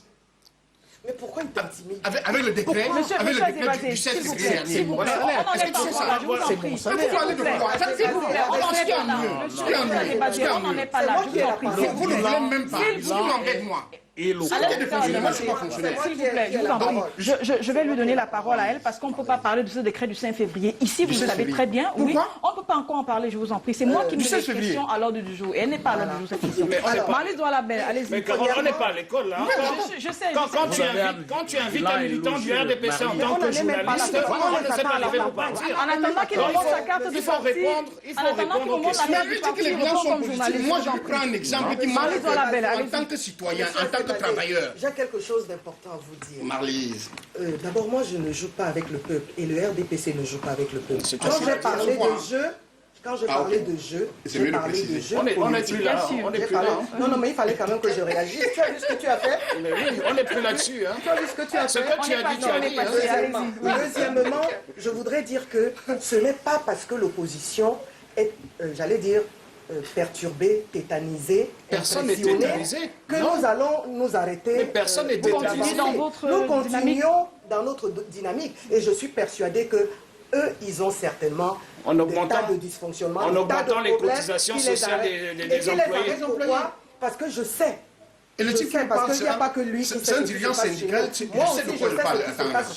J'ai analysé ce texte, vous ne l'avez pas analysé. On le verra. Vous dites que ça, Alex, laisse Marlise parler. Oui, d'accord. Merci à vous. On le verra au moment des primaires que ce parti censé être très démocratique est loin de l'être.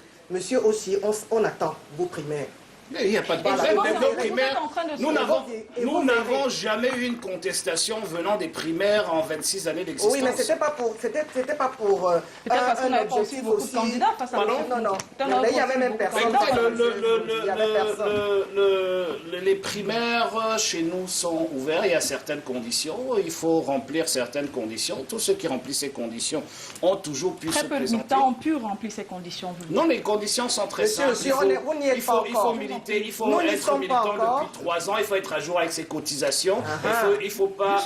Et c'est tout. Mais je sais Et les d'accord. cotisations Mais chez nous aussi, il y a des représentent conditions 700 francs connues par an. pour être Ok, président donc il faut de avoir bien cotisé des- Ok, ils 1500. sont connus. Tantôt, Maintenant, la vous dernière avez dit articulation que de cet le élément, président, Madame nous n'avons Voilabert, qu'un je seul vais candidat. continuer Je dans vous ai ce... dit qu'on n'a S'il pas vous qu'un plaît. seul candidat. Marlise Des Voilabert. potentialités, il y en a. Marlise C'est pas Mais moi nous, qui nous ai dit avons vos fait textes. le Vous choix. avez dit vous-même dans vos Nous textes. avons fait continuer notre dans- Vous choix. avez dit vous-même Nous dans vos avons fait textes le que choix. le président Alors, national est le candidat naturel. Vous êtes- Mais vous n'allez pas tromper les Oui, s'il Camerounais. vous plaît. Je vous en prie. Mais si tu as été parachuté dans ton parti, il y a d'autres qui savent comment c'est. Vos textes Vous sont pouvez prétendre que j'ai clairs. été parachuté. Mais puisque tu n'observes pas, tu ne connais pas tes propres Mais textes. c'est quoi un candidat naturel? Le président national. Oui, et Le alors? président national Et est alors, le si on candidat décide de naturel. changer le président national, on n'aura pas notre Mais candidat. on revient donc au Donc, ne congrès du dites donc sultan. pas. C'est Mais- terminé. On revient donc au congrès du Merci de sultan. vous calmer, merci. Je Merci suis vraiment de calme, vous calmer. Non, il n'est pas calme. Vous n'en avez pas l'air. Merci beaucoup de vous calmer. Je Alors, suis professeur Aboya, très calme. visiblement, vous êtes le plus calme de ce plateau. Il vaut mieux, puisqu'on va continuer dans la modification de la Constitution en elle-même, parce qu'elle a été annoncée cette semaine dans les colonnes de mutation comme une probabilité à arriver à la session de mars prochain. Au-delà de ce que c'est une modification avec une élection présidentielle anticipée, il y a quand même des points qu'il y a à revoir dans cette Constitution, n'est-ce pas? Naturellement, sur ce plan, le président Joshua l'a évoqué, qu'ils ont des exigences à formuler dans le cadre de la réforme institutionnelle. Et je pense que c'est le lieu d'y loger si jamais ces exigences sont publiées, portées à la connaissance de tous les acteurs, de toutes les forces politiques. Oui. Naturellement, il y a des aspects qui peuvent être intégrés au-delà des perspectives envisagées par le parti au pouvoir, en l'occurrence le souhait d'y introduire un aspect relatif à la possibilité donnée au président de convoquer une élection présidentielle anticipée. De même que l'aspect évoqué depuis un bon bout de temps relatif au mandat, à la durée du mandat qui pourrait quitter d'un septennat à un quinquennat. Donc je pense que tout cela exige effectivement qu'il y ait une mobilisation des forces politiques pour articuler une convergence pouvant aboutir justement à intégrer toutes les propositions susceptibles d'améliorer le paysage institutionnel camerounais. Ça veut dire que dans le fond, il ne faut pas rejeter l'idée de la modification, mais plutôt surfer sur cette idée pour dire... Nous, dans on la fait société passer civile, nous tel élément. rejetons l'idée de la Non, modification. non, Alors, non, non, pourquoi non, vous nous embarquez j'arrive dans à cette vous, histoire? j'arrive à vous. Non, on ne peut pas rejeter en bloc l'idée d'une modification de la Venons-en. Constitution. Mais c'est On voit la davantage, manœuvre. Monsieur Azébazé, je ne vous ai pas donné la parole, je vous en prie. mais Allez, c'est davantage le contenu à mettre dans la modification. Ça ne pourra pas seulement être... il n'est pas souhaitable, je voulais le dire, il n'est pas souhaitable que ce soit essentiellement consacré à la possibilité donnée au président d'anticiper une présidentielle, mais davantage à opérer d'autres réglages qui peuvent permettre notamment de bousculer l'article 67 qui a encore à ce jour des dispositions transitoires qui ont tendance à s'éterniser. Donc je pense que c'est un toilettage qui peut être un consensus de toutes les forces politiques, du moins les forces politiques qui se revendiquent comme telles. Parce que dans cette coalition virtuelle, il y a ce qui ne pèse pas pour infléchir le cours d'une réforme institutionnelle. j'en viens à vous tout à l'heure, et pour ceux qui pèsent, il y a vous, le SDF, je suis aussi avec des exigences, par exemple un scrutin à 2 tours, l'âge du candidat revu à l'âge pour la prise en compte ou dans le scrutin, revu à 18 ans. Il y a autant d'éléments. Peut-être ce serait aussi le moment pour vous de se dire, ok, cette modification, ça tombe bien, voilà les éléments que nous pourrons ajouter dans le texte. Carole, il ne faut pas tomber dans ce que ma collègue a appelé le jeu politique. Okay, c'est très important de faire la distinction entre deux choses. Et là, je tiens tout particulièrement à rendre hommage aux milliers de Camerounais qui ont perdu leur vie et beaucoup d'autres choses, il y a exactement 8 ans, jour pour jour, ce jour, pour exactement les mêmes raisons.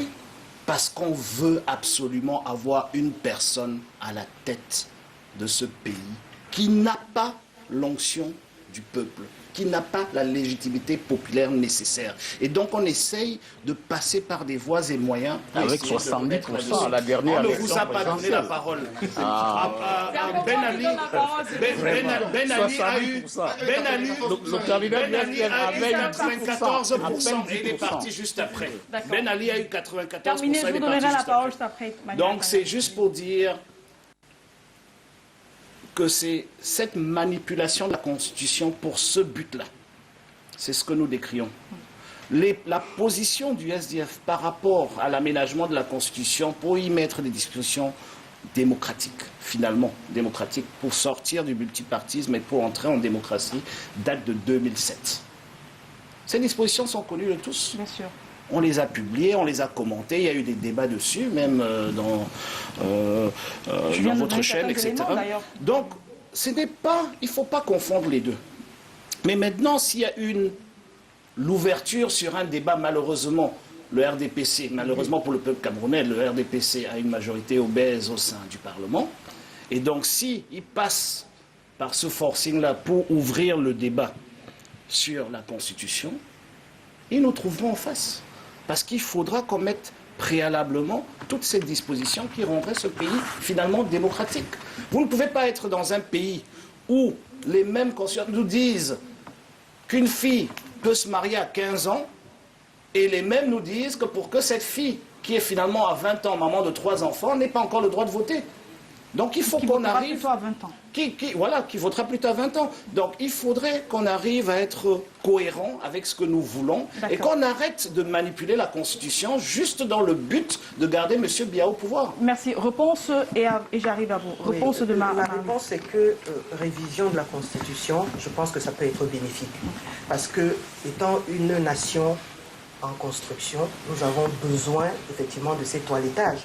Maintenant, s'asseoir et s'entendre sur ce qui ferait avancer de manière significative le pays vers la démocratie qui a été mise en place par M. Biya, accompagné par tous les autres acteurs politiques, ça serait une bonne chose. Moi, je pense que personne... C'est possible de s'asseoir parce que le SDF semble dire, vous n'avez pas cette habitude-là de convoquer les autres à penser avec vous. Mais mon collègue a dit tantôt que si jamais on le fait pas, on les trouvera sur leur chemin. Donc, je pense qu'au lieu de dépenser de l'énergie pour aller les voir, il vaut mieux que attendre les avoir en face.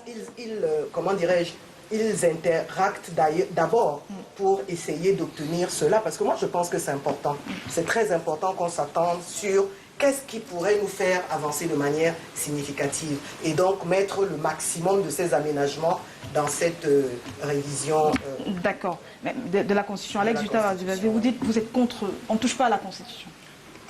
En l'état, nous disons qu'il y a des dispositions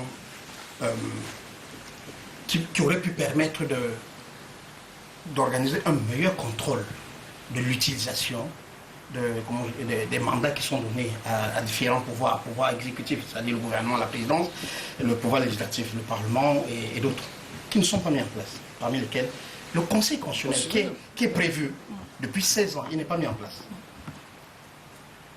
La société civile, en tout cas les groupes qui sont actifs depuis 20 ans. Depuis 20 ans, depuis 1998, donc 96, oui. Depuis 20 ans.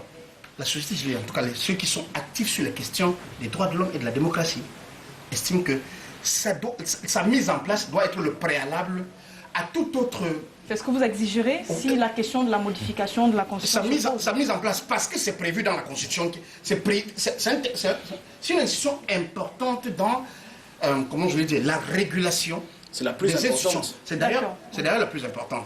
Quand nous avons fini de dire ça, nous disons que on ne peut pas prendre le prétexte, justement, de la modernisation des institutions pour faire passer une autre manœuvre, une autre manipulation, comme on l'a fait en 2008. Mais comment vous voyez que la manœuvre arrive? Mais nous ne sommes pas étrangers. Nous avec vous.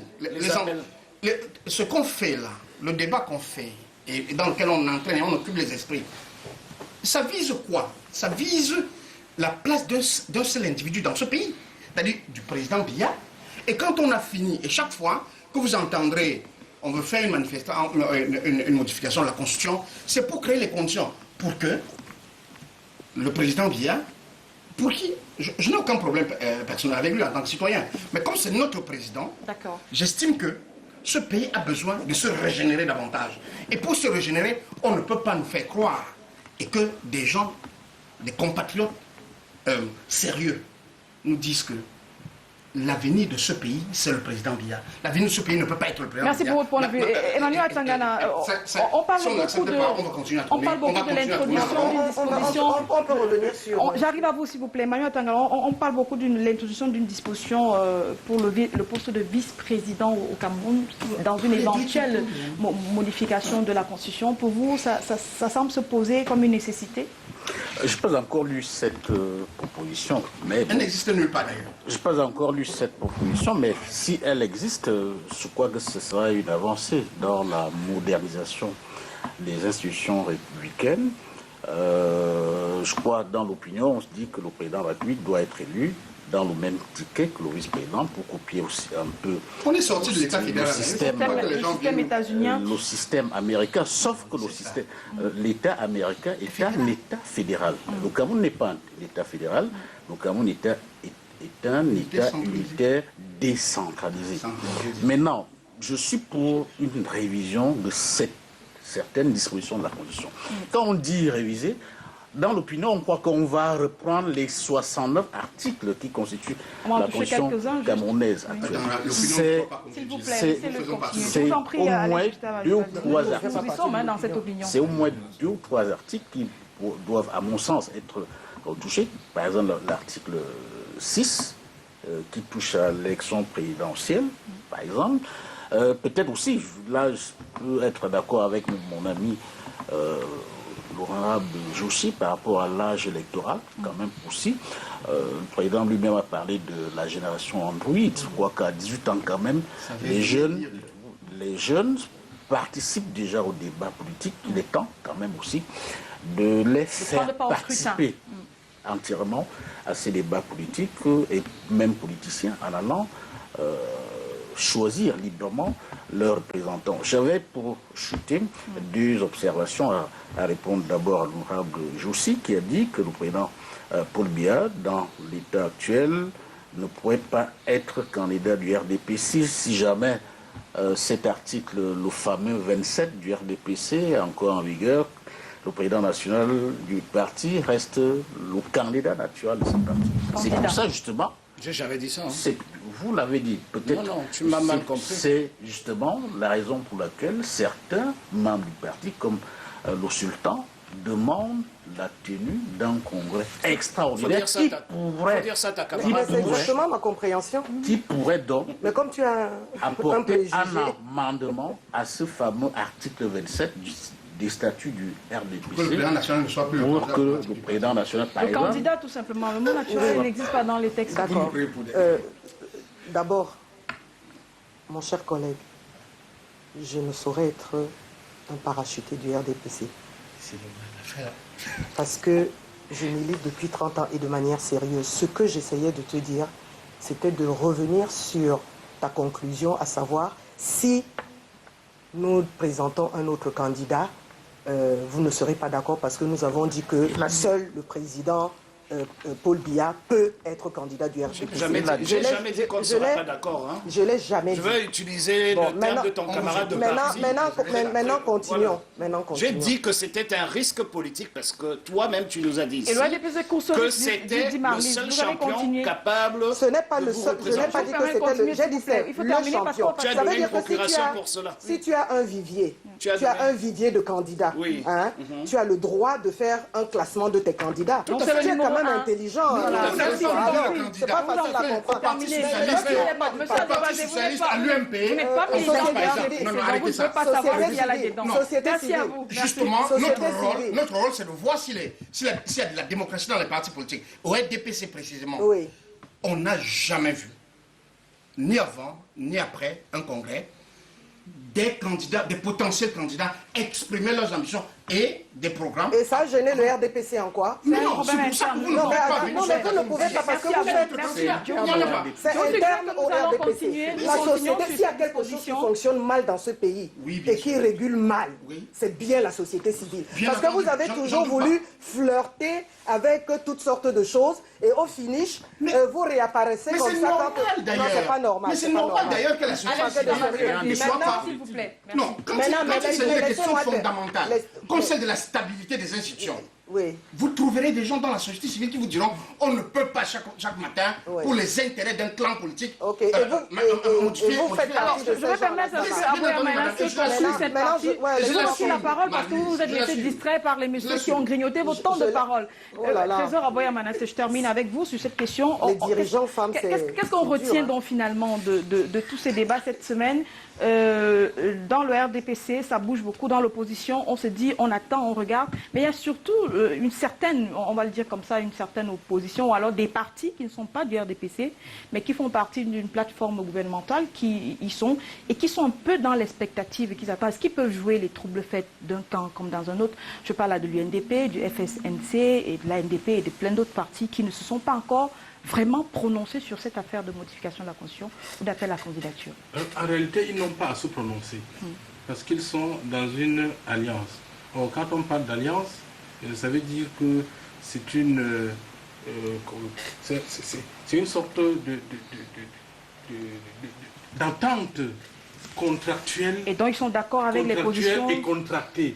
Donc pour l'instant, ils attendent que le jeu se clarifie pour envisager la perspective de renouveler ou non cette forme d'alliance. Donc, ils sont tenus de respecter quand même les cours de l'alliance. Et c'est ce qui rend justement, de l'autre côté, les coalitions au niveau de l'opposition très difficiles. Parce qu'il y a deux risques majeurs qui plantent toujours, le risque de confiance et puis le risque de la théorie des jeux. Si moi je m'allie à B et que B, à Sourdine, a toujours les relations avec le RDPC, est-ce que je ne cours pas le risque d'être détourné d'une alliance que moi j'aurais pu directement conclure avec le RDPC? Donc c'est trop complet. Nous sommes dans le jeu politique où c'est les plus rusés qui s'en sortent. C'est les meilleurs manœuvriers qui parviennent à tirer leur épingle du jeu. Joshua aussi, l'opposition va-t-elle coaliser finalement? Il y a la nouvelle expression a spéculé dessus cette semaine en se disant, en donnant la parole à certains leaders politiques qui estiment que finalement il n'y a rien à attendre d'une candidature unique. Carole, là tu es complètement hors sujet. Pourquoi? On ne peut pas partir d'une gesticulation de quelques vuvuzelas dans un parti politique pour commencer à poser les bases d'une stratégie électorale qui normalement est dans presque 3 ans. Nous ne sommes pas là. Mais aujourd'hui, nous ne sommes pas. Non, notre position est très simple. Il ne faut pas déplacer le vrai débat. Parce que j'ai vu le camarade de Marlis tout à l'heure essayer d'amener le débat sur le vice-président. Si le RDPC veut mettre sur pied la position de vice-président, c'est pour une raison très simple. C'est qu'eux-mêmes savent qu'à l'état actuel, ils ne font pas confiance au président du Sénat.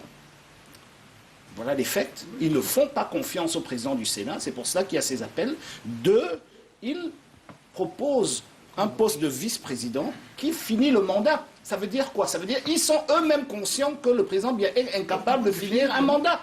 C'est pour cela qu'ils veulent changer des dispositions de 120 jours à la fin du mandat. Et puisqu'ils ne peuvent pas le changer avec le président du Sénat en qui ils n'ont pas confiance, ils demandent qu'on change la Constitution pour mettre la place de vice-président. D'accord, mais pour rester dans l'opposition, à quel moment vous penserez à une coalition, vous? Est-ce que ce sera la veille d'une élection ou bien 3 ans avant? Je reviens, il faut... On a quand même une responsabilité d'éducation.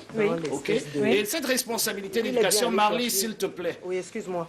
Ça vaut aussi pour toi. Oui. Cette responsabilité d'éducation, c'est pour dire aux gens que le débat sur la coalition est un faux débat. C'est un faux débat. Vous irez toujours aux élections Ce n'est avec pas de ça qu'il s'agit. Le vrai débat, c'est que quand un pays veut un président qui est élu, qui a la légitimité du peuple, ce président doit avoir 50% plus une voix. Et pour y arriver, il faut une élection à 2 tours. Voilà comment des pays modernes, des pays qui veulent aller vers l'émergence, règlent ce problème-là. Nous avons un président qui a été élu dans la première élection multipartite avec 30%. Voilà d'où vient tout ce problème que nous tirons derrière nous depuis un quart de siècle. Maintenant, on en est à 70%. On est à 70% parce qu'on est parti de 30%. Quand les fondations sont mauvaises, le reste du bâtiment ne sert à rien. Vous pouvez mettre tout le marbre que vous voulez. Si les fondations sont mauvaises, le reste ne sert à rien. Surtout dans l'opposition, c'est ce que j'entends. Donc, pour régler le problème de la coalition, il faut des dispositions démocratiques pour qu'une élection, au moins présidentielle, se fasse à deux tours. C'est ce qui se passe dans le monde entier. Merci, madame et messieurs. Je vous propose maintenant de regarder ce reportage de la semaine. Nous allons à la découverte de cette école publique d'Assala Bunkolo, située dans l'arrondissement de Bokito. C'est dans la région du centre. C'est une seule vieille bâtisse qui a été offerte par une âme de bonne volonté qui sert de salle de classe pour les niveaux CIL, cours préparatoire, cours élémentaire 1 jusqu'au cours moyen 2. C'est un reportage de Arnaud Guefak et Anissé Espoir Baïra.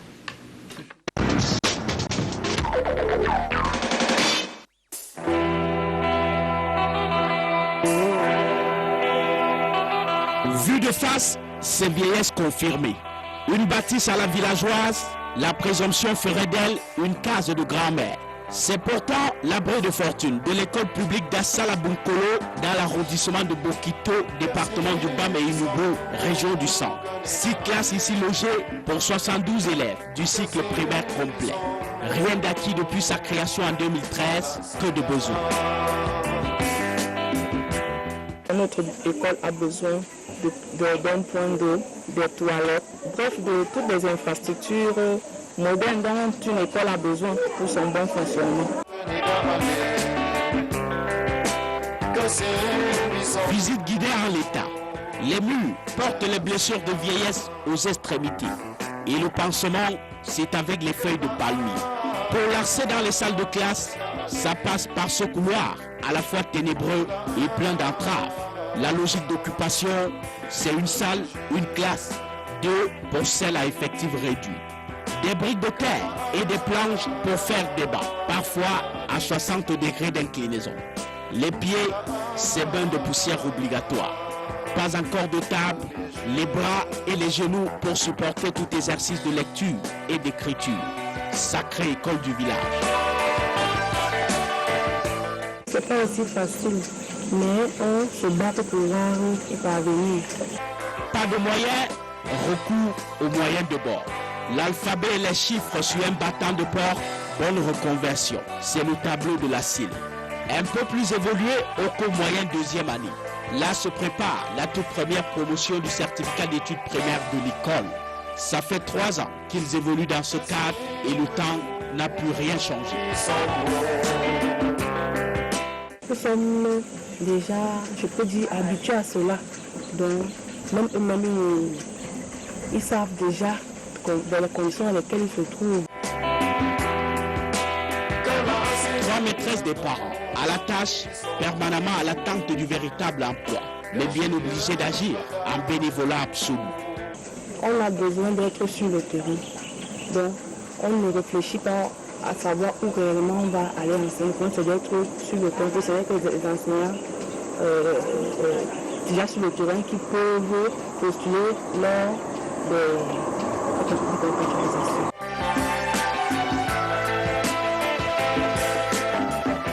L'école publique d'Assala Bunkolo, pas encore le privilège d'avoir une enseigne, mais dans son enseigne flotte le drapeau vert ou jaune, le mât bien décoré du tronc de bananier. L'arrière de cette autre vieille bâtisse sœur à celle de l'école sert de soulagement. La vidange de pompe à pisse, par exemple.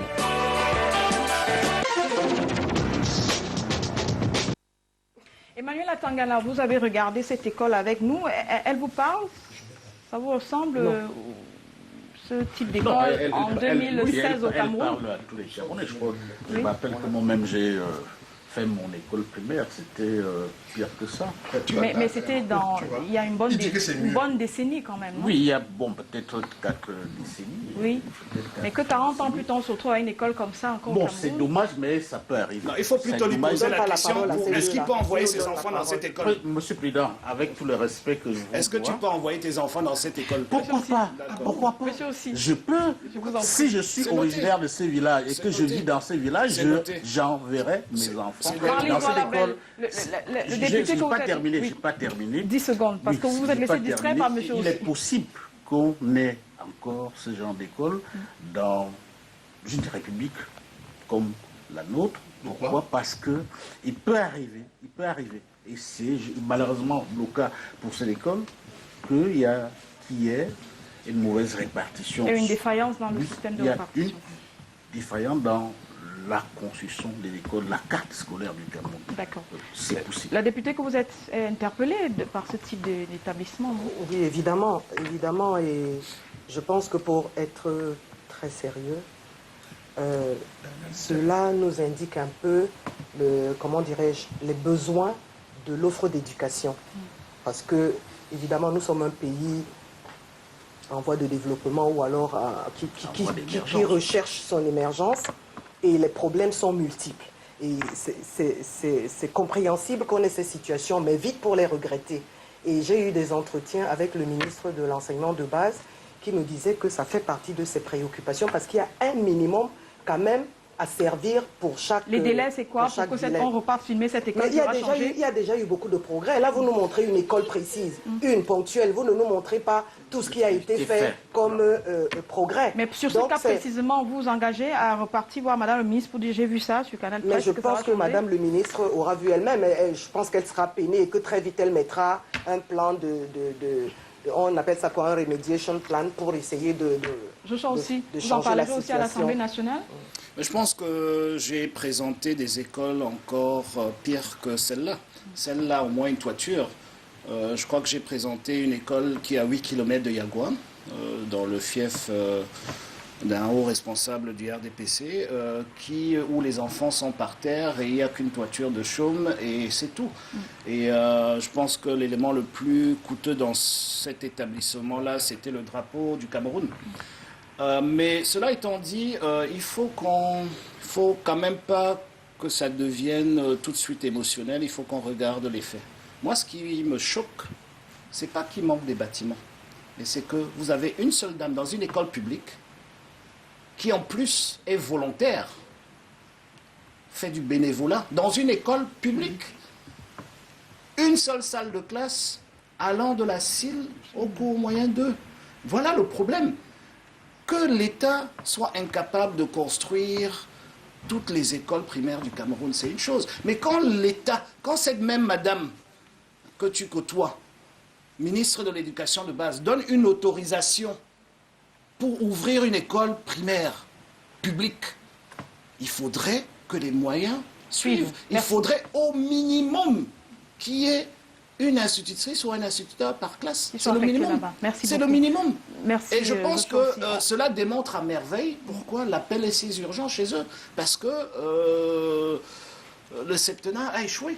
On en vient à cet appel. Alex, je vais me mettre à l'aise. Non, je ne peux pas couper ça. Sauf que honorable, tu es journaliste, tu es là comme journaliste, tu es là comme... Je vous en prie, Alex, ça va débattre. C'est moi qui donne... J'aimerais juste dire... la nation, vous n'êtes pas député.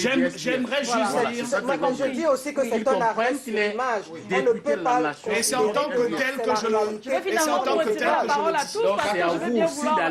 Merci beaucoup, s'il vous plaît. Mais je l'ai fait. Allez-y. Vraiment en 30 secondes. Moi, j'ai espoir que le Cameroun, notre pays, qui s'engage à travers ses différents gouvernements, en tout cas à travers son gouvernement, dans des stratégies régionales africaines. Lors du dernier sommet de l'Union africaine à Addis Abeba en fin janvier, ils ont adopté la stratégie continentale pour l'éducation. Nous avons adopté. Nous avons adopté la stratégie continentale 2016-2025 qui, précisément, est censée engager les États à ce que dans les 10 prochaines, sur la période allant de 2016, janvier 2016 à janvier 2025, que ce type de situation ne relève plus que du passé et que les processus de management de l'éducation se modernisent pour qu'on n'ait plus les fictions d'allocation budgétaire qu'on vit tous les jours dans des pays comme les nôtres. Merci Alois-Gustave Azibazé. Aboya Manassi, vous semblez très bien connaître où s'est située cette école. Oui, cette école est à quasiment 500 mètres de mon champ. C'est quoi le problème de cette école? Cette école est tout simplement... Elle est heureusement située sur Boutonnais. Elle est quasiment à la limite entre l'arrondissement de Kiki et l'arrondissement de Bokito. Donc, et précisément ce quartier, Assalado Bonkolo, c'est un quartier du village Assalado qui est à l'intérieur, dans l'interland. Donc, les élèves de cette école étaient tiraillés entre l'école catholique de Bitan qui a fermé et l'école protestante de Guifé qui elle aussi a fermé. Et puis la carte scolaire n'a pas suivi et on trouve donc cette déperdition qui doit absolument être corrigée. Sinon c'est une catastrophe parce que pour trouver une école primaire, il faut aller à Bukaga, ça fait déjà 4 km. Il faut aller à Bitan, ça fait exactement aussi 4 km. Donc pour les gamins comme ça, c'est compliqué. Naturellement, y mettre une école, c'est absolument nécessaire pour la sécurité des enfants. Heureusement que les députés de la nation sur ce plateau vont se saisir de cette affaire. Ils ne peuvent rien faire tant que la décentralisation n'est pas une réalité. Parce que le Yaoundé, on ne peut pas régler ce genre de problème. Et j'aimerais juste ajouter que l'éducation primaire fait partie des dispositions qui ont été transférées aux communes, mais l'argent est resté à Yaoundé. Donc il faudrait plutôt dire à Madame le ministre qu'elle lâche cet argent et qu'elle donne aux maires de Kiki et aux maires de Bokito pour pouvoir développer ces écoles. D'accord. Toi, tu lui parles pas. Blaise Compaoré serait donc devenu un Ivoirien. C'est la presse nationale ivoirienne et les médias internationaux qui l'ont annoncé cette semaine. Alassane Dramane Ouattara aurait lui-même signé le texte qui a été publié dans le journal officiel le 18 janvier 2016. Le décret donc de naturalisation qui daterait donc de novembre 2014. Je commence par vous, professeur Aboya. Première réaction à la lecture de cette nouvelle, c'est que M. Compaoré veut échapper à la justice de son pays qui veut le juger pour complicité de meurtre. Il a donc choisi de perdre sa nationalité. Naturellement, il n'a pas perdu. Compaoré a décidé de transformer un exil politique en un exil judiciaire. C'est tout simplement ce qu'il faut retenir parce que le mandat d'arrêt qui a été lancé contre lui par les autorités burkinabées ne peut pas prospérer si jamais l'extradition n'était pas concédée par la Côte d'Ivoire. Par la Côte d'Ivoire. Donc c'est un exil judiciaire et c'est une protection judiciaire en vue d'échapper aux poursuites politiques de son pays d'origine. Donc en réalité, c'est une manœuvre de couverture des amitiés qui existent entre les autorités d'Abidjan et l'ancien homme fort de Ouagadougou. Joshua aussi, il se dit que M. Compaoré a soutenu la rébellion proche d'Alassane Dramane Ouattara, d'où ce retour de l'ascenseur. Il ne se dit pas, je pense qu'on a les preuves signées, matérialisées aujourd'hui. Je pense que cela démontre à merveille pourquoi M. Alassane Ouattara a dû courir rapidement à Paris il y a quelques semaines aussi, parce que au-delà du problème Compaoré, ce que ça pose comme problème de fond, c'est le procès de Gbagbo, qui est un faux procès, du début jusqu'à la fin. Et avoir quelqu'un comme Compaoré dans une cellule de prison est un problème pour Alassane Ouattara. Est un gros problème parce qu'il y a une certaine complicité entre les deux. Donc il a signé ce décret de naturalisation pour pouvoir protéger le concitoyen ivoirien. J'aimerais juste rappeler ici qu'il n'a pas hésité d'exporter M. Gbagbo, qui n'avait lui pas de nationalité burkinabé. Mais on se retrouve dans une situation où on a deux pays qui ont apparemment aujourd'hui été dirigés par deux ressortissants différents, dont la Côte d'Ivoire avec un président burkinabé et le Burkinabé avec un président ivoirien. Donc, mais au-delà de cette polémique et tout ça, il faut aller au fond du dossier. Il y a un problème de fond et cela va en droite ligne avec le problème de la juge d'instruction qui demande justement l'interpellation des 3 ministres, des 3 anciens ministres devant la Haute Cour de la République pour les mêmes faits. Et ça démontre à merveille que tout ce qui s'est passé en Côte d'Ivoire était manigancé par Chirac et ensuite par Sarkozy. Et cela va jusqu'au fait que pourquoi est-ce que Compaoré, avec ce manque de légitimité, est resté aussi longtemps président du Burkina Faso? Toutes ces vérités sont derrière tout cela. Et ça veut dire que la France a fait exactement la même chose dans beaucoup d'autres pays africains, notamment le Cameroun. Alex Jutha-Vazé, on parle donc de cette extradition que la Côte d'Ivoire a décidé de ne plus faire depuis un certain nombre de jours.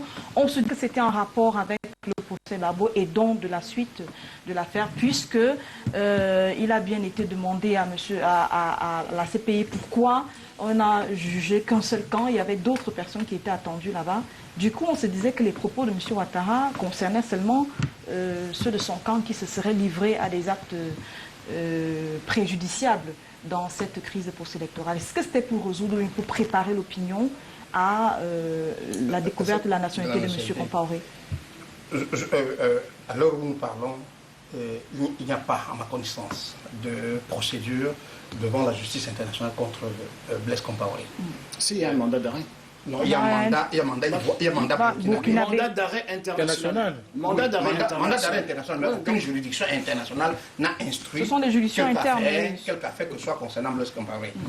Quand je finis de dire ceci, il est extrêmement important.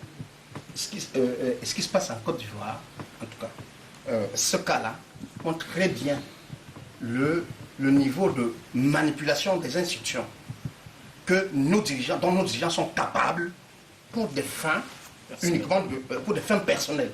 C'est pour ça que par principe, et ça peut, comment je dis, mes compatriotes, pas d'en face, hein, moi je ne considère pas comme étant adversaire. Même sur la table, elle est en face, Madame Maryse Bell. Peuvent s'étonner qu'un citoyen qui n'est pas militant du SDF ou militant du MRC ou militant de l'UPC parle comme moi. Je dis que nous devons nous battre pour que nos institutions ne soient pas ces genres de torchons que chaque dirigeant utilise à ses fins, et dès qu'il a quitté le pouvoir, quelqu'un d'autre peut en faire une autre utilisation. Quand je finis de faire cette précision, je dis, moi ça ne m'aurait jamais gêné que Blaise Compaoré ait la nationalité ivoirienne, parce que je suis un panafricaniste. J'estime que les frontières que les Occidentaux ont imposées à nos pays ne nous font pas que du bien. Moi, je suis très gêné quand je vais aller à Libreville, qu'on me demande un visa. Je suis très gêné quand je vais aller à... Mais la gêne viendrait d'où donc? Donc, la gêne vient de ce que le président ivoirien accorde cette nationalité ivoirienne, la nationalité ivoirienne à un Burkinabé pour l'extraire, pour le soustraire à l'obligation de rendre justice à son pays d'origine.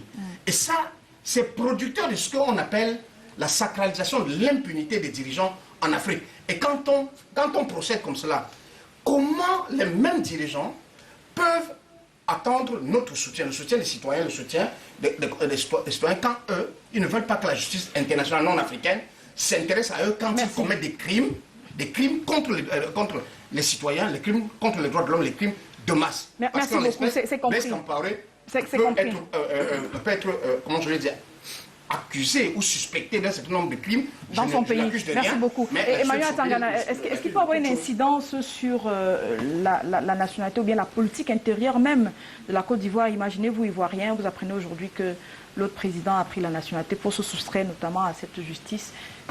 C'est quoi la réaction? Oui, je crois que ça peut avoir une incidence, parce que ça m'offre deux lectures. La première lecture est historique, la deuxième est politique.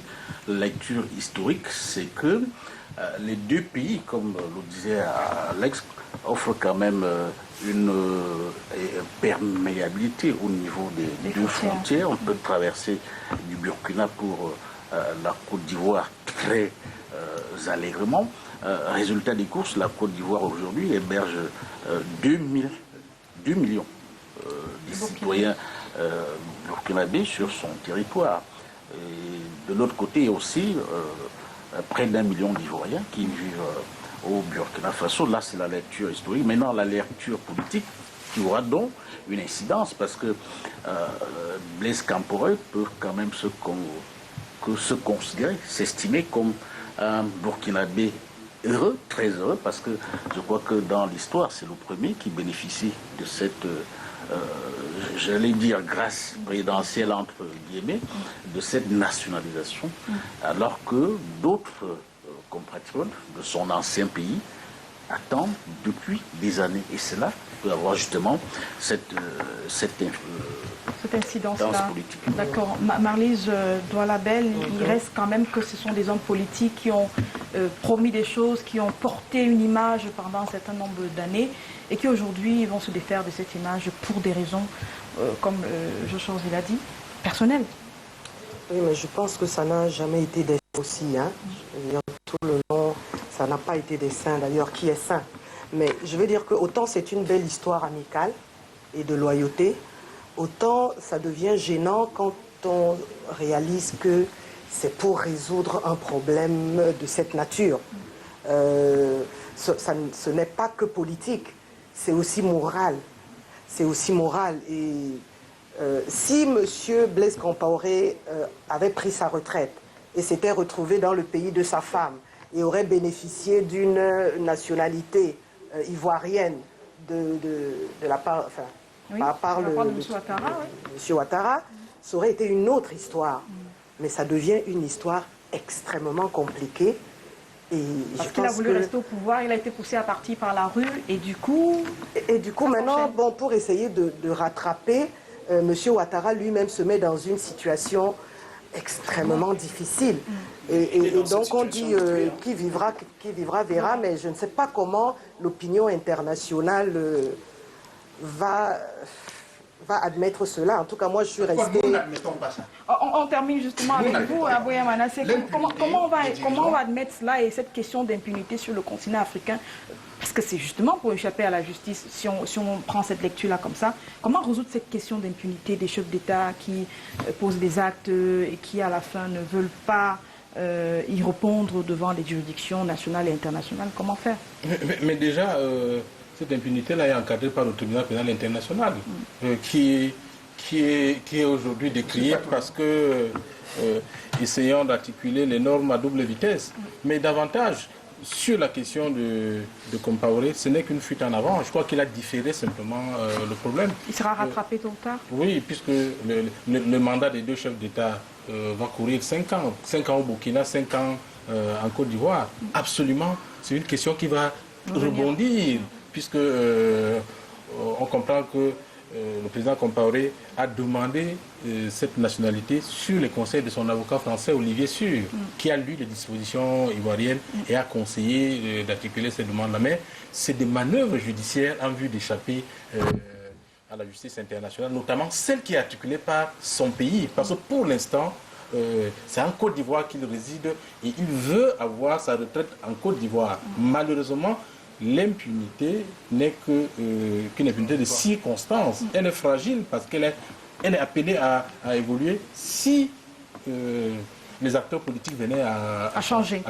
D'accord. Mais, madame et messieurs, merci donc d'être venus. On va terminer là-dessus et je vous rappelle juste les rendez-vous de Canal 2 International ce soir à 20h30. Si vous aurez un numéro exceptionnel de stratégie avec une grande enquête sur les transports publics de Douala et Yaoundé entre état de dégradation de la voirie avancée, insuffisance et des moyens de déplacement, tarifs élevés et incivisme.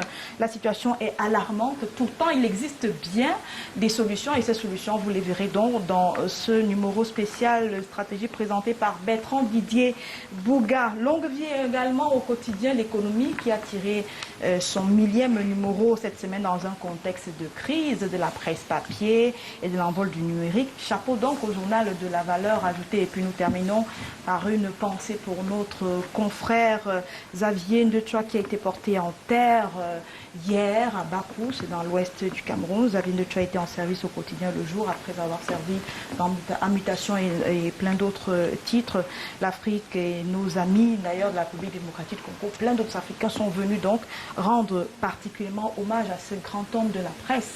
Un autre homme de la presse qui était porté en terre hier, cette fois dans la région de l'Est du pays, c'est Michel Nga, reporter de Canal 2 International dans la région de l'Est qui s'en est allé après une longue maladie. Ils nous ont tout simplement précédés dans un monde où ils reposent, espérons-le, désormais en paix. Madame Douala-Bel, merci d'avoir accepté notre invitation. Merci d'être venue. Messieurs, merci à vous. J'espère vous revoir très bientôt sur ces mêmes antennes. Au revoir et bon week-end.